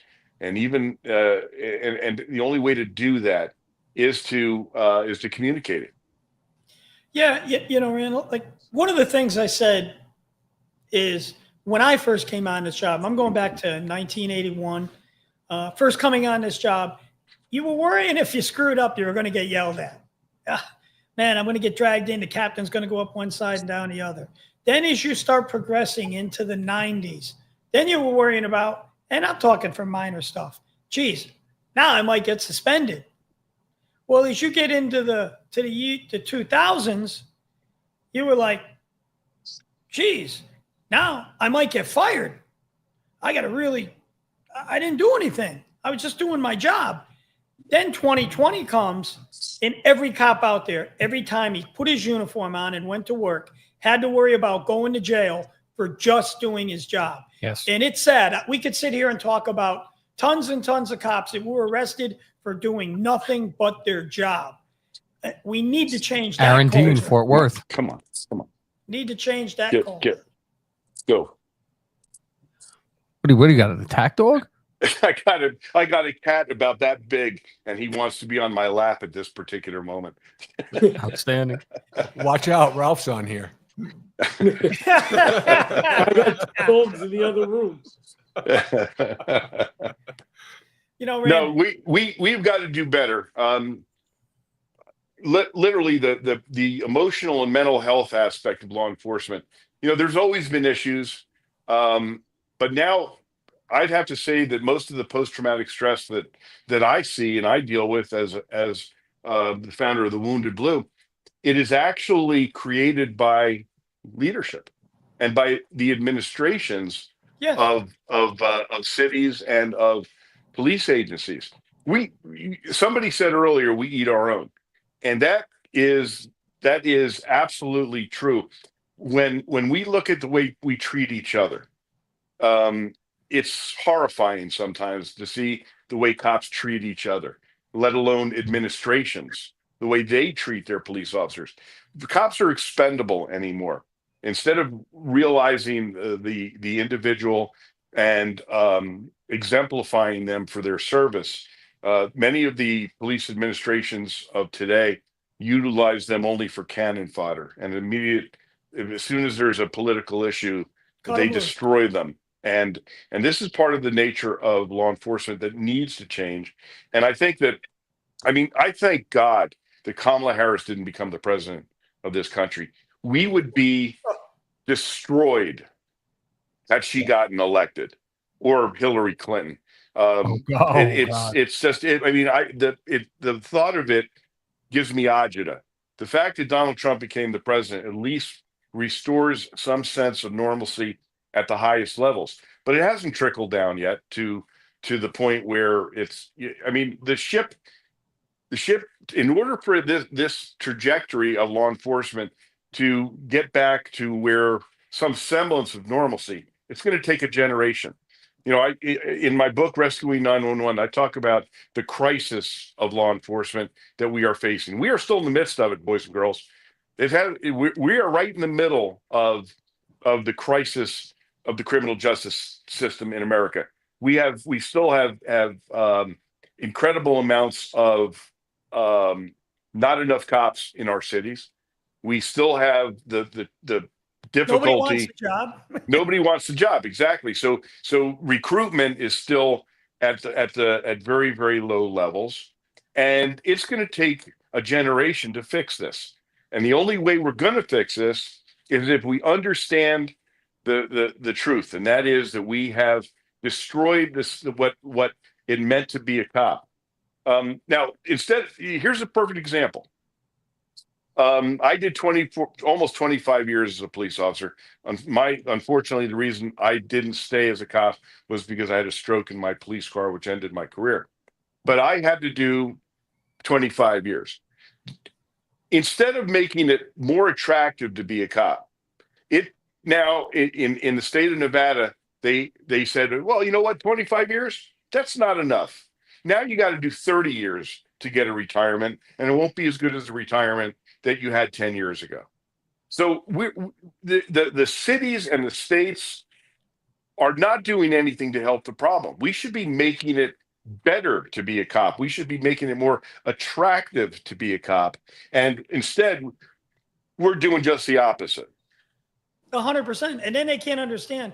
Like when I took the test, 4,000 people took the test for 10 jobs. agencies are giving tests now where 35 people are showing up. That's absolutely crazy. But like exactly what you said, we're still taking, every time we go to negotiations, the city wants to take and take and take. We're in negotiations now. Why not make it better? Exactly what you said, more attractive. Rand, while I got you here, one of the things I do want to talk about a little bit is, especially, look, you're the man in America getting cops help. I want to talk a little bit about some police suicides. One of the things I want to talk about, look, I've been honored to be the host, and myself and Phil at Police Week at Kelly's Irish Times now for the past 16 years. Biggest honor in my life is to. Wait, you were at Kelly's? I've never been there. I've been there once or twice. I can't get there every time Mike brings me down there. I reference the earlier slave labor. Thank you. I'm sorry. Carry on. But I mean, that's a great time there. Now, I'm proud of a lot of things. I was proud this year we got to bring DJ Daniel there. And one thing I want to say to the law enforcement audience out there and many civilians, we needed to raise $5,000 to bring DJ, because we got to bring him. We got to bring his father out there. We got to get hotel rooms. We got to get rent-a-cars. Sean, for people that don't know, just give the background for DJ real quick, short. If you're not sure who DJ Daniels is, little DJ, he was at the President's State of the Union. He was the little gentleman in a police uniform. He's 13 years old, cancer survivor. Here's a guy who had 13 operations. The kid is amazing, sharp as a whip, good kid. There's a kid that could just put life down on him and forget. This kid, he's the epitome of a survivor and pushing forward, and an absolute great kid. The Democrats refuse to stand and clap for a 13-year-old kid. Not a single one. They should hang their head in shame forever. Fucking animals. And DJ, seeing him there, and Trump made him an honorary Secret Service agent. Seeing DJ there, I said that day, watching that, I've got to get this kid to Police Week. So I didn't have the money to reach in my pocket and drag out $5,000. What I did was I went into several of the police rooms and on my own personal page. And I will say civilians also sent me money, but we were able to raise the $5,000 in less than 2.5 week period. We flew him and his father out. We put him up at the hotel. And I want to say thank you to all of the people at the police museum. He got his own tour with all of their staff. Every event there, the candlelight vigil, they made arrangements to seat him in the VIP. That kid was treated like Donald Trump there. And then we brought him down to Kelly's. We had him up on the stage. Randy, you talked about earlier about speaking it there and something you'll never forget. All of the things I've done in my life, I will never forget the smile on that kid's face at Police Week. It was absolutely awesome. And hey, Johnny. Yep. You're gonna see it again because DJ is coming to. I know. I don't think we can. Oh, okay. The other thing we can't talk about. Oh, we can't talk what? We can't talk about it? That other thing. No, national law enforcement. That's fine. We can talk about that. Wait a minute. No. Now I want to know what we can talk about. You can't. You guys are. There's too many teasers like this. You can't say we can't talk about. We can talk about that after the show. But one we can't. No, the law enforcement. Go ahead, Rand. No. I'm talking about you're going to get a chance to see him again because he's going to be at the National Law Enforcement Survival Summit in September. I will. Hopefully, I'll see him then. That's right. And let me tell you what. And I'll have Randy talk about that in a little bit. But these are the things the Wounded Blue does. One of the things that I've instituted, and I'll be honest with you, dealing with suicide and dealing with peer support and stuff, that's not my forte. When Randy called me and asked me to be on a Wounded Blue, I was like, I don't think I'm your guy. He said, I don't want you for that. I want you for the other thing and helping us get the word out. Now it seems that I have blossomed into HR if you're going to get fired or released.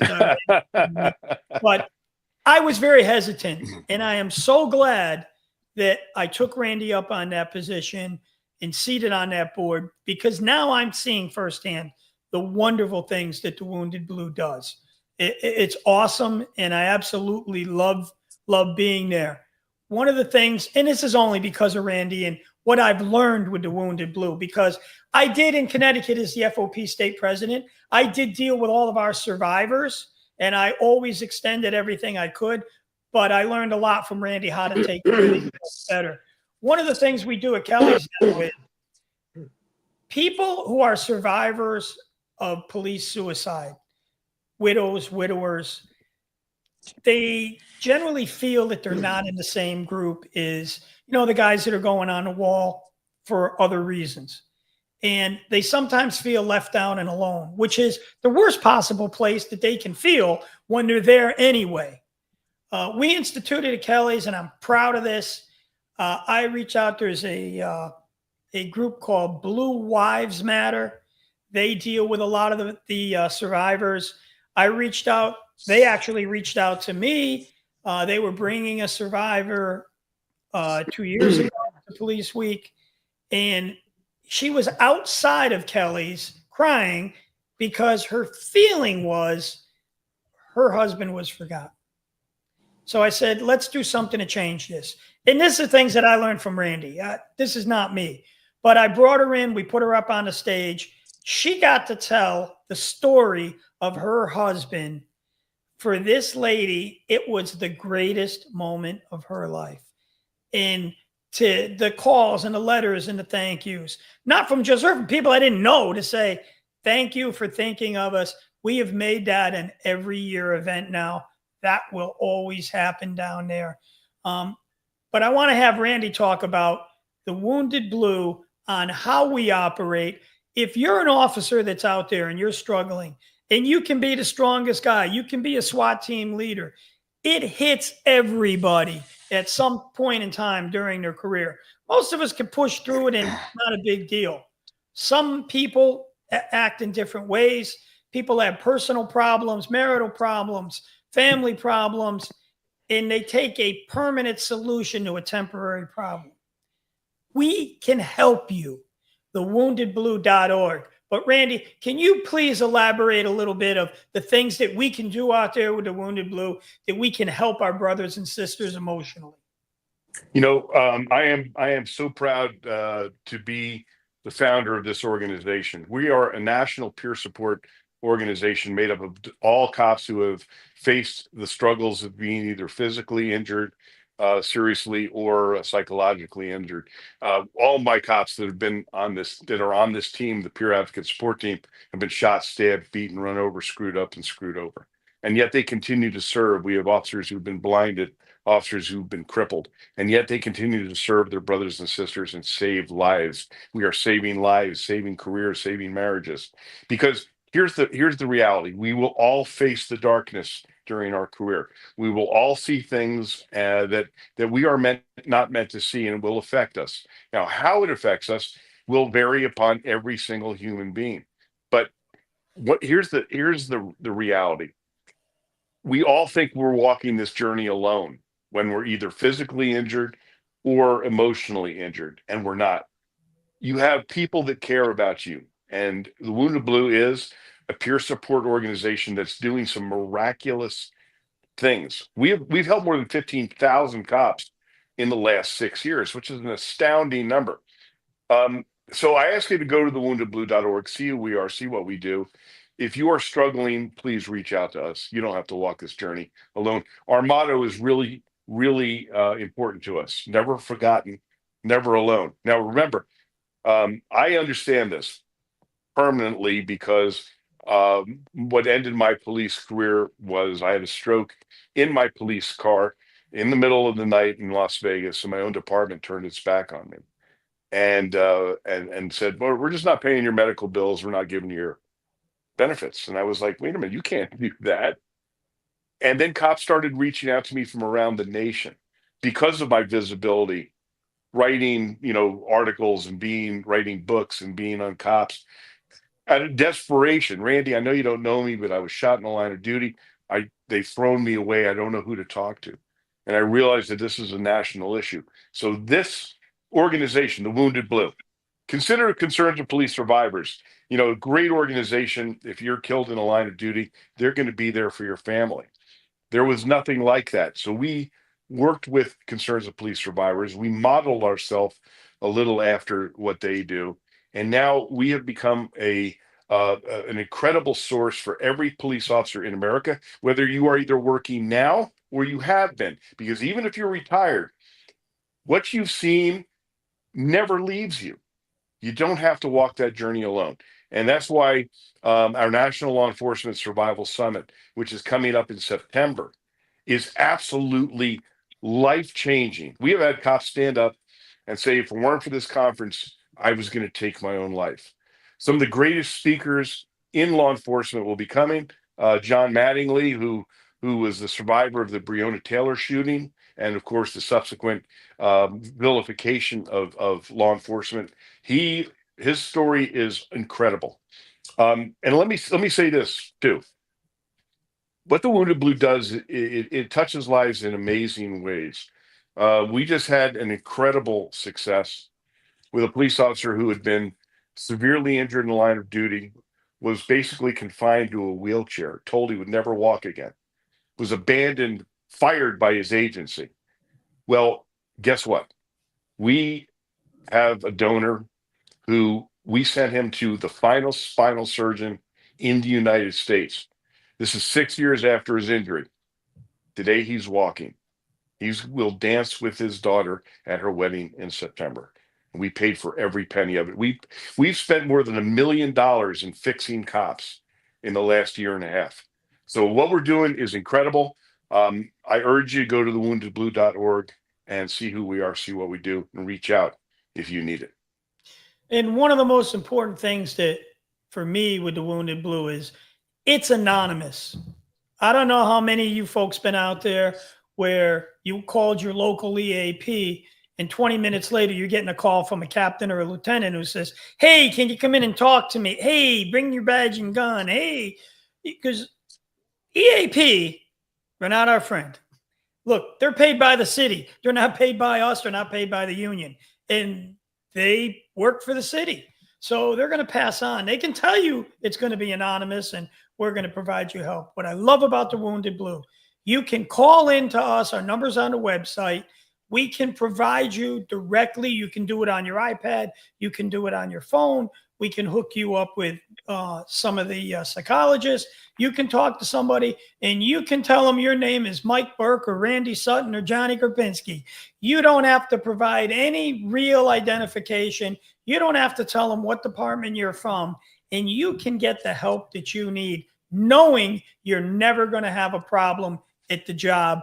And no one, and I actually had one guy call me and a few months after that I know personally who called up and said, hey, Johnny, did they tell you I'm doing good? I said, tell me what? He goes, yeah, I called the Wounded Blue. I talked to people. I said, bro, I don't even know. I sit on the board, but Randy doesn't call me up and say, hey, I got one of your boys here.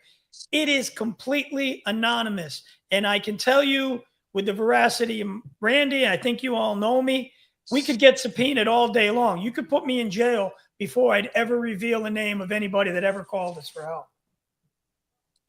Yeah, but the real heroes are the men and women of the peer advocate support group.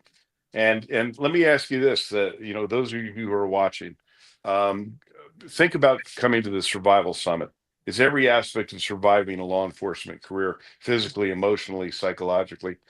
John Kelly will be there. Tom Rizzo will be there. There's going to be some of the most amazing speakers. But what happens, the magic that happens at a summit like this is the interactions between those who attend. Many of these officers have been severely injured in the line of duty. Many have been severely injured emotionally. And they come to find brotherhood. I often say that we're the blue family that you were promised that didn't materialize. Well, we're the real deal. And so I urge you to take a look at who we are, what we do, and avail yourself of the men and women who are going to be at this summit. Will be life-changing for you. Randy, that summit, does that have a website attached to it, or where would people go to find information on it? Yeah, thewoundedblue.org, and you'll see this National Law Enforcement Survival Summit. And it's cheap. It's $400 for 4 days.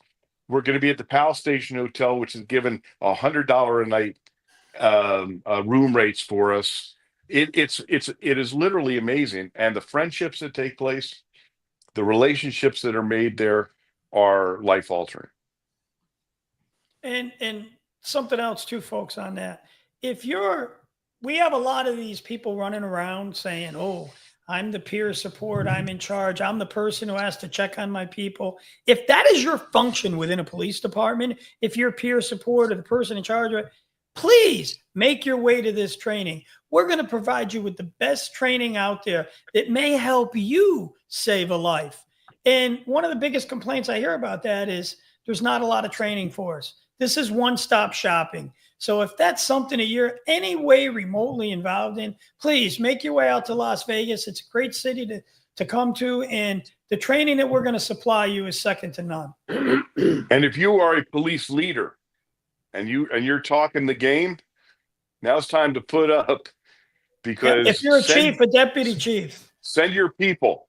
You may change the entire trajectory of your agency by showing your cops you care, by sending them to this conference.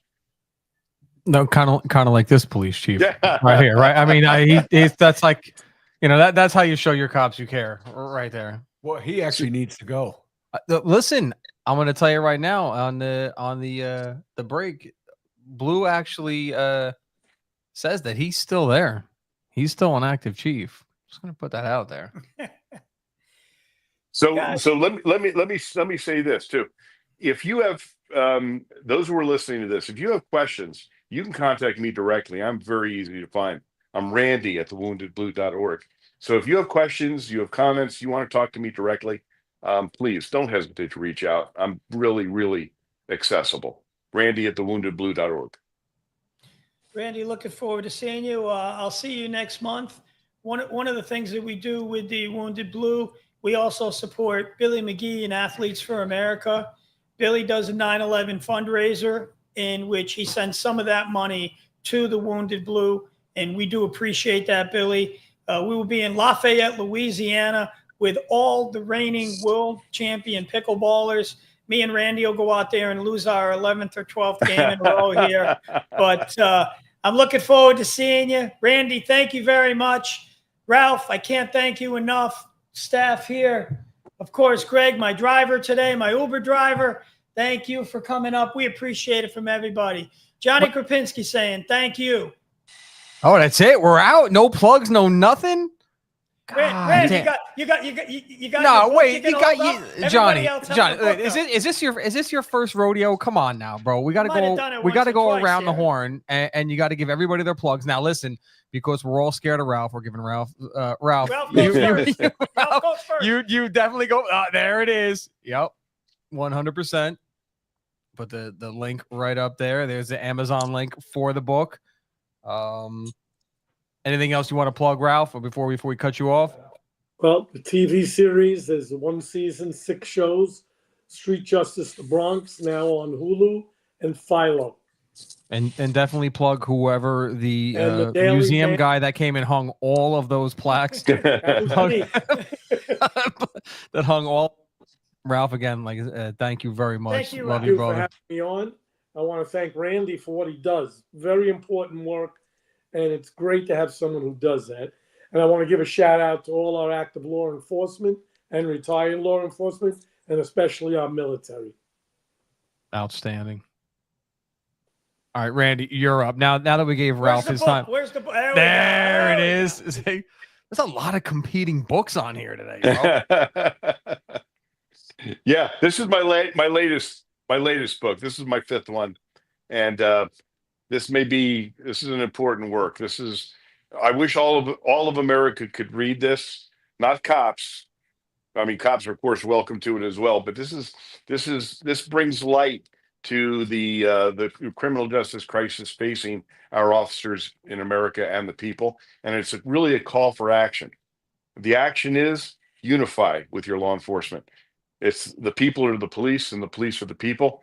That was Thomas Peele, the father of a modern policing in the England and the United States. So it's a lesson that is critical. Listen, Randy, before I let you go, and I'm going to hijack John's show for about 2 minutes. Maxwell, Epstein files. How do you feel about them cutting a deal with her, hypothetically, if they were to cut a deal with her in return for the 100 names that she gave, where would you stand on that? You know, the looking at the big picture of this and the piece of human garbage that Epstein was, you know, there is a critical need for transparency here. Understanding who, I mean, if this exists, there. You remember, there is so much misinformation and disinformation out there. We don't even know what the reality is, and that's part of the credibility issues that are facing this issue. If we were to be able to get the truth and make it transparent for everyone, I don't give a damn if you're a Republican or if you're a Democrat. If you partook in the debauchery that Epstein was responsible for, then you know you need to be outed. And I have no problem with listen. We've all seen plea deals, whether we like them or not. Are they effective? They can be, but I think that America needs to know. Caboni Savage, and this is my answer to everybody that is now, because obviously it's a Democratic talking point now. You know, first it was release the names because they didn't think Trump was gonna, John, I'm sorry, I'm hijacking your show. They didn't. Right yeah, I appreciate it. They didn't think Trump was going to release the names, and you know, then they started talking with Maxwell, and of course, the next talking point coming out is, oh, he's pardoning her because she's going to cover for him, and it's all bullshit fucking talking points. If they had the reality, if they had Trump's name in there when they were in power, they would have put it out there within half a second. At least a week before the election. 100%. So anybody that's been, you know, because now the new thing is they're you know, criticizing the DOJ and Trump if they do cut a deal with her in trade for the names. I said Caboni Savage, and if you know, you always ask people, well, who's Caboni Savage? And of course, no one's going to be able to tell you. Well, he's a notorious Philly gang member and drug dealer who was sentenced to death for at least 12 bodies on the count. 6 of which, I should say, came from one incident, firebombing of a house of a witness that killed 6 people, including 4 children. In December of 2024, the Autopen, or Joe Biden, whichever you feel, was signing these pardons and commutations. They commuted his death sentence along with the death sentence of 36 other death row inmates and got nothing in return for it. If you think for one fucking minute I'm going to lose sleep because this DOJ makes a deal with the devil and gets the name of 100 fucking rapists, I'm not. I don't care. I don't care. And if you only started caring now, your outrage is manufactured. And John, I'm sorry I hijacked your show. Thank you. I have no plugs. I would plug Tommy Werther's Line of Duty cigars, but no, fuck Tommy. All right, sorry. Hey, how you doing? I thought you had a plug. No plug? Yeah, I do. Oh, you go. Yeah, you're up. Good. Can you put that up there? Oh, you uploaded a picture for me. Oh, well, now you see. Now you're asking way too much. Which picture is it? All the way to the bottom there. Back up the boat. There you go. Oh, there it is. So Got it. I found that boat in 1997 on the bottom of the Passaic River, and I rose it up. It's 20 tons. I restored it. We've been using it over 20 years right now, and the use for it, major amount of Homeland Security work that I've done. And I do autistic kids. I take the veterans from the post-trauma stress disorder. We get underway with them. We've been rated as one of the top programs outside of the hospital for these committed guys. I take the kids out of the lockup that are high school ages, and it's just been doing nonstop work. I do, if you look into it, you know, I do all kinds of swims and we've been doing, you name it, with that vessel. And the interesting part about it is, if you look at it, this boat belonged to the New York City Police Department, and it had been sunk out in Passaic River. But the most important thing about it for this audience is that it's named Patrolman Henry A. Wahlberger. And that boat was named after him by the New York City Police Department in 1966. And it made the boat, it would have just been a nice looking green boat underway on the Hudson River, New York Harbor, Point Pleasant, New Jersey, Long Island Sound, except that it says Patrolman Henry A. Wahlberger. And no matter what politics is in this time, that boat, whenever we tie up anywhere, it's honored because it has that name of that police officer on it. He was killed in the 9th Precinct in 1964, trying to save the lives of two black women that were being terrorized by a suspect. Both of his sons have served the NYPD, and it's been the whole honor of the boat. And they had asked me to put their dad's name back on that boat. And when their dad was killed in 1964, all they had was that boat on patrol. And when they sit on the shore of Staten Island, they were almost certain that some time during the day that the patrol would pass, the boat would pass there. And they would tell anybody that would listen to them, that's my dad's boat. So it's been a great honor having it. I got it up on the hard right now. I got to do some work on it. I do have a foundation. I never really got any donations. I've paid this out of my pocket, the whole restoration and all the operations of it. But I got hundreds of hours of you name it, we've done it on the water. But anyhow, it's nice to be able to have this moment to say this. Can you say the name of the foundation?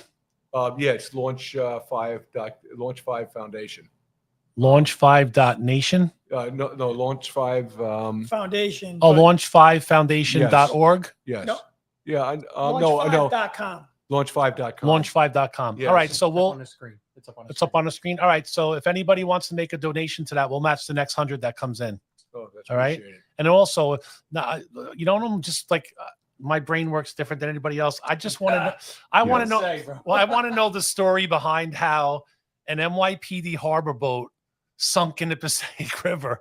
How did that happen? Do we know? Yes, I do know. So it was out they sent the boat out to New Jersey for repairs, and subsequently, the city got into a battle with the guy that had the boat. Should have sent Ralph. Yeah. And yeah, it could have been the 16th. So well, there was two of them. So he 17. That could have been 17. Yeah, We still haven't gotten a story on how the 16th. Oh no, I did. I'm glad we didn't tell that one on the air. So I was on the hunt for one of these boats. I got the urge for this. My dad served from 1949 to 75 on these boats after he got out of World War II for the NYPD. So I had that interest in it, and thank God that my father put a lot of hours on that boat prior to he passing. But so the city had a dispute with the boatyard that was working on it. And subsequently, they just gave him the boat, and then some other guy got the boat and tied it up right by the Clay Avenue Bridge in Newark.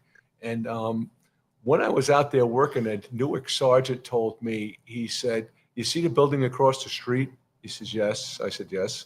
He said, "UPS delivers everywhere in the world, Iraq, Iran, you name it, but they don't go in that building anymore." He goes, "I'm warning you about how bad things are here." And it was. There was abandoned pit bulls on the 3rd floor of an abandoned building right where we were at that time. And one of them committed suicide trying to bite us. It dove off the roof. But anyhow, got it back. I restored it. I took it to Newport, Rhode Island at one point and finished a lot of the work on it. Then I took it back to Brooklyn and I put a brand new hull in it, new cat engines. And it's an amazing vessel. And it's done a lot of work. A New York City police sergeant got me started with the autistic kids. He asked me if he could borrow the boat. His name is Jim Cowan, because he had an autistic son. And he said that by accident, he had his son on the boat and all of these symptoms of autism had disappeared. So subsequently after that, I came across autistic kids, and it does work. And Jim, I spoke to him recently, he is constantly underway with his son in the waters of New York City. Jim's a former harbor sergeant and diver and a tugboat captain. He's a phenomenal guy. But he put me on to the autistic kids. And it's amazing what it does for these kids when we get underway. Oh, I'm live. Yeah, you're up. Oh, I didn't know you didn't press the button. I'm never in the booth. I'm talent. I'm usually on the other side of the table. I swear, I thought you were going to tell a story about somebody who went on a bender and got on the boat on a Friday night and made a wrong turn at the end of the Hudson River and somehow wound up in Passaic, had a little party or something, and just left the boat there. He actually didn't deny it. So, I mean, he may have inadvertently told I mean, allegedly, hypothetically, there have been maybe a few times where when I was working in the first precinct, my sergeant said, go to Hoboken to the clam house and get us, 6 dozen clams. And there's an NYPD car. Different times, though, right? Yeah. Driving through Hoboken, Jersey City. You know what I mean? That got ruined by somebody got jammed up. Do you remember the days of when Polaroid cameras were out there? You would drive out of your town and your jurisdiction if you were in patrol in a marked car.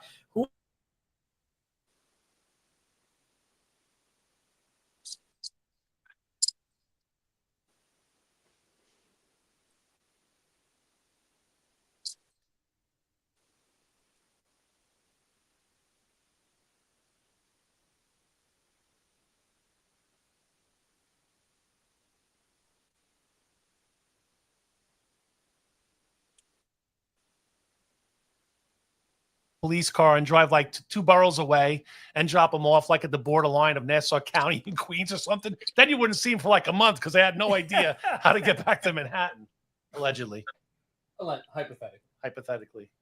So our next show is the what's that called again? The podcast. What is it called, Mo? What, Code Lavender? Yeah, Code Lavender. Yeah. I think you were Yeah, talking they're running a little late. The Code Lavender's running a little late, so we have a few minutes if you guys want to do anything else. But we should probably wrap it up within the next 5 or 10. They were supposed to start at 3.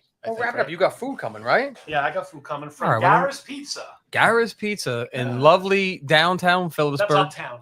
Oh, that's It's actually not in Phillipsburg. lovely uptown, not Is Phillips. Randy in the car driving right now? Yeah, no, Randy actually is driving right now. Can we Let's put see. him back up on the screen? Yeah, let's put him. Technology that we have. Hey, listen, I hope I you're not in didn't think. Virginia. This looks like we're back to live from Cops. Yeah, right. If you are in Virginia, definitely disconnect. Oh, door's knocking. Is it pizza? That is- That's our next show. Someone's at the door. This is like one of those episodes of Mr. Rogers' Neighborhood or Pee-wee's Playhouse. We'll just think it's part of the show. Maybe it's the mailman or it's pizza. Guys, I want to thank everybody for coming on tonight. Ralph, Randy, everybody that came on to this show tonight. I called you guys because you were the best of the best. Greg, I hope you had a great time up here with us today. Blue, I want to thank you for all your technical stuff. Mo, hell of a job in there. Listen, I apologize for the temporary rodeo or road, whatever the hell this fucking system is, kicking the mics out for a little while. I still don't even. George, if you're watching and you're paying attention, I don't know what happened. Somebody tried to call and the whole fucking system shut down. So if you could figure that out, that'd be great. Thanks. Yeah, no. Mo, thank you. Appreciate Mike, thank you very much. I appreciate you having us down here. I appreciate you giving us this opportunity. Hopefully, we got some people out there that may have needed some help today. I hope we connected with that. And if you do need help, please remember thewoundedblue.org. Don't do anything stupid. Give us a call. We can help you through that. I'm Johnny Krupinsky, and this is Krupinsky's Corner. You all have a great weekend. That a boy, nice. See you guys.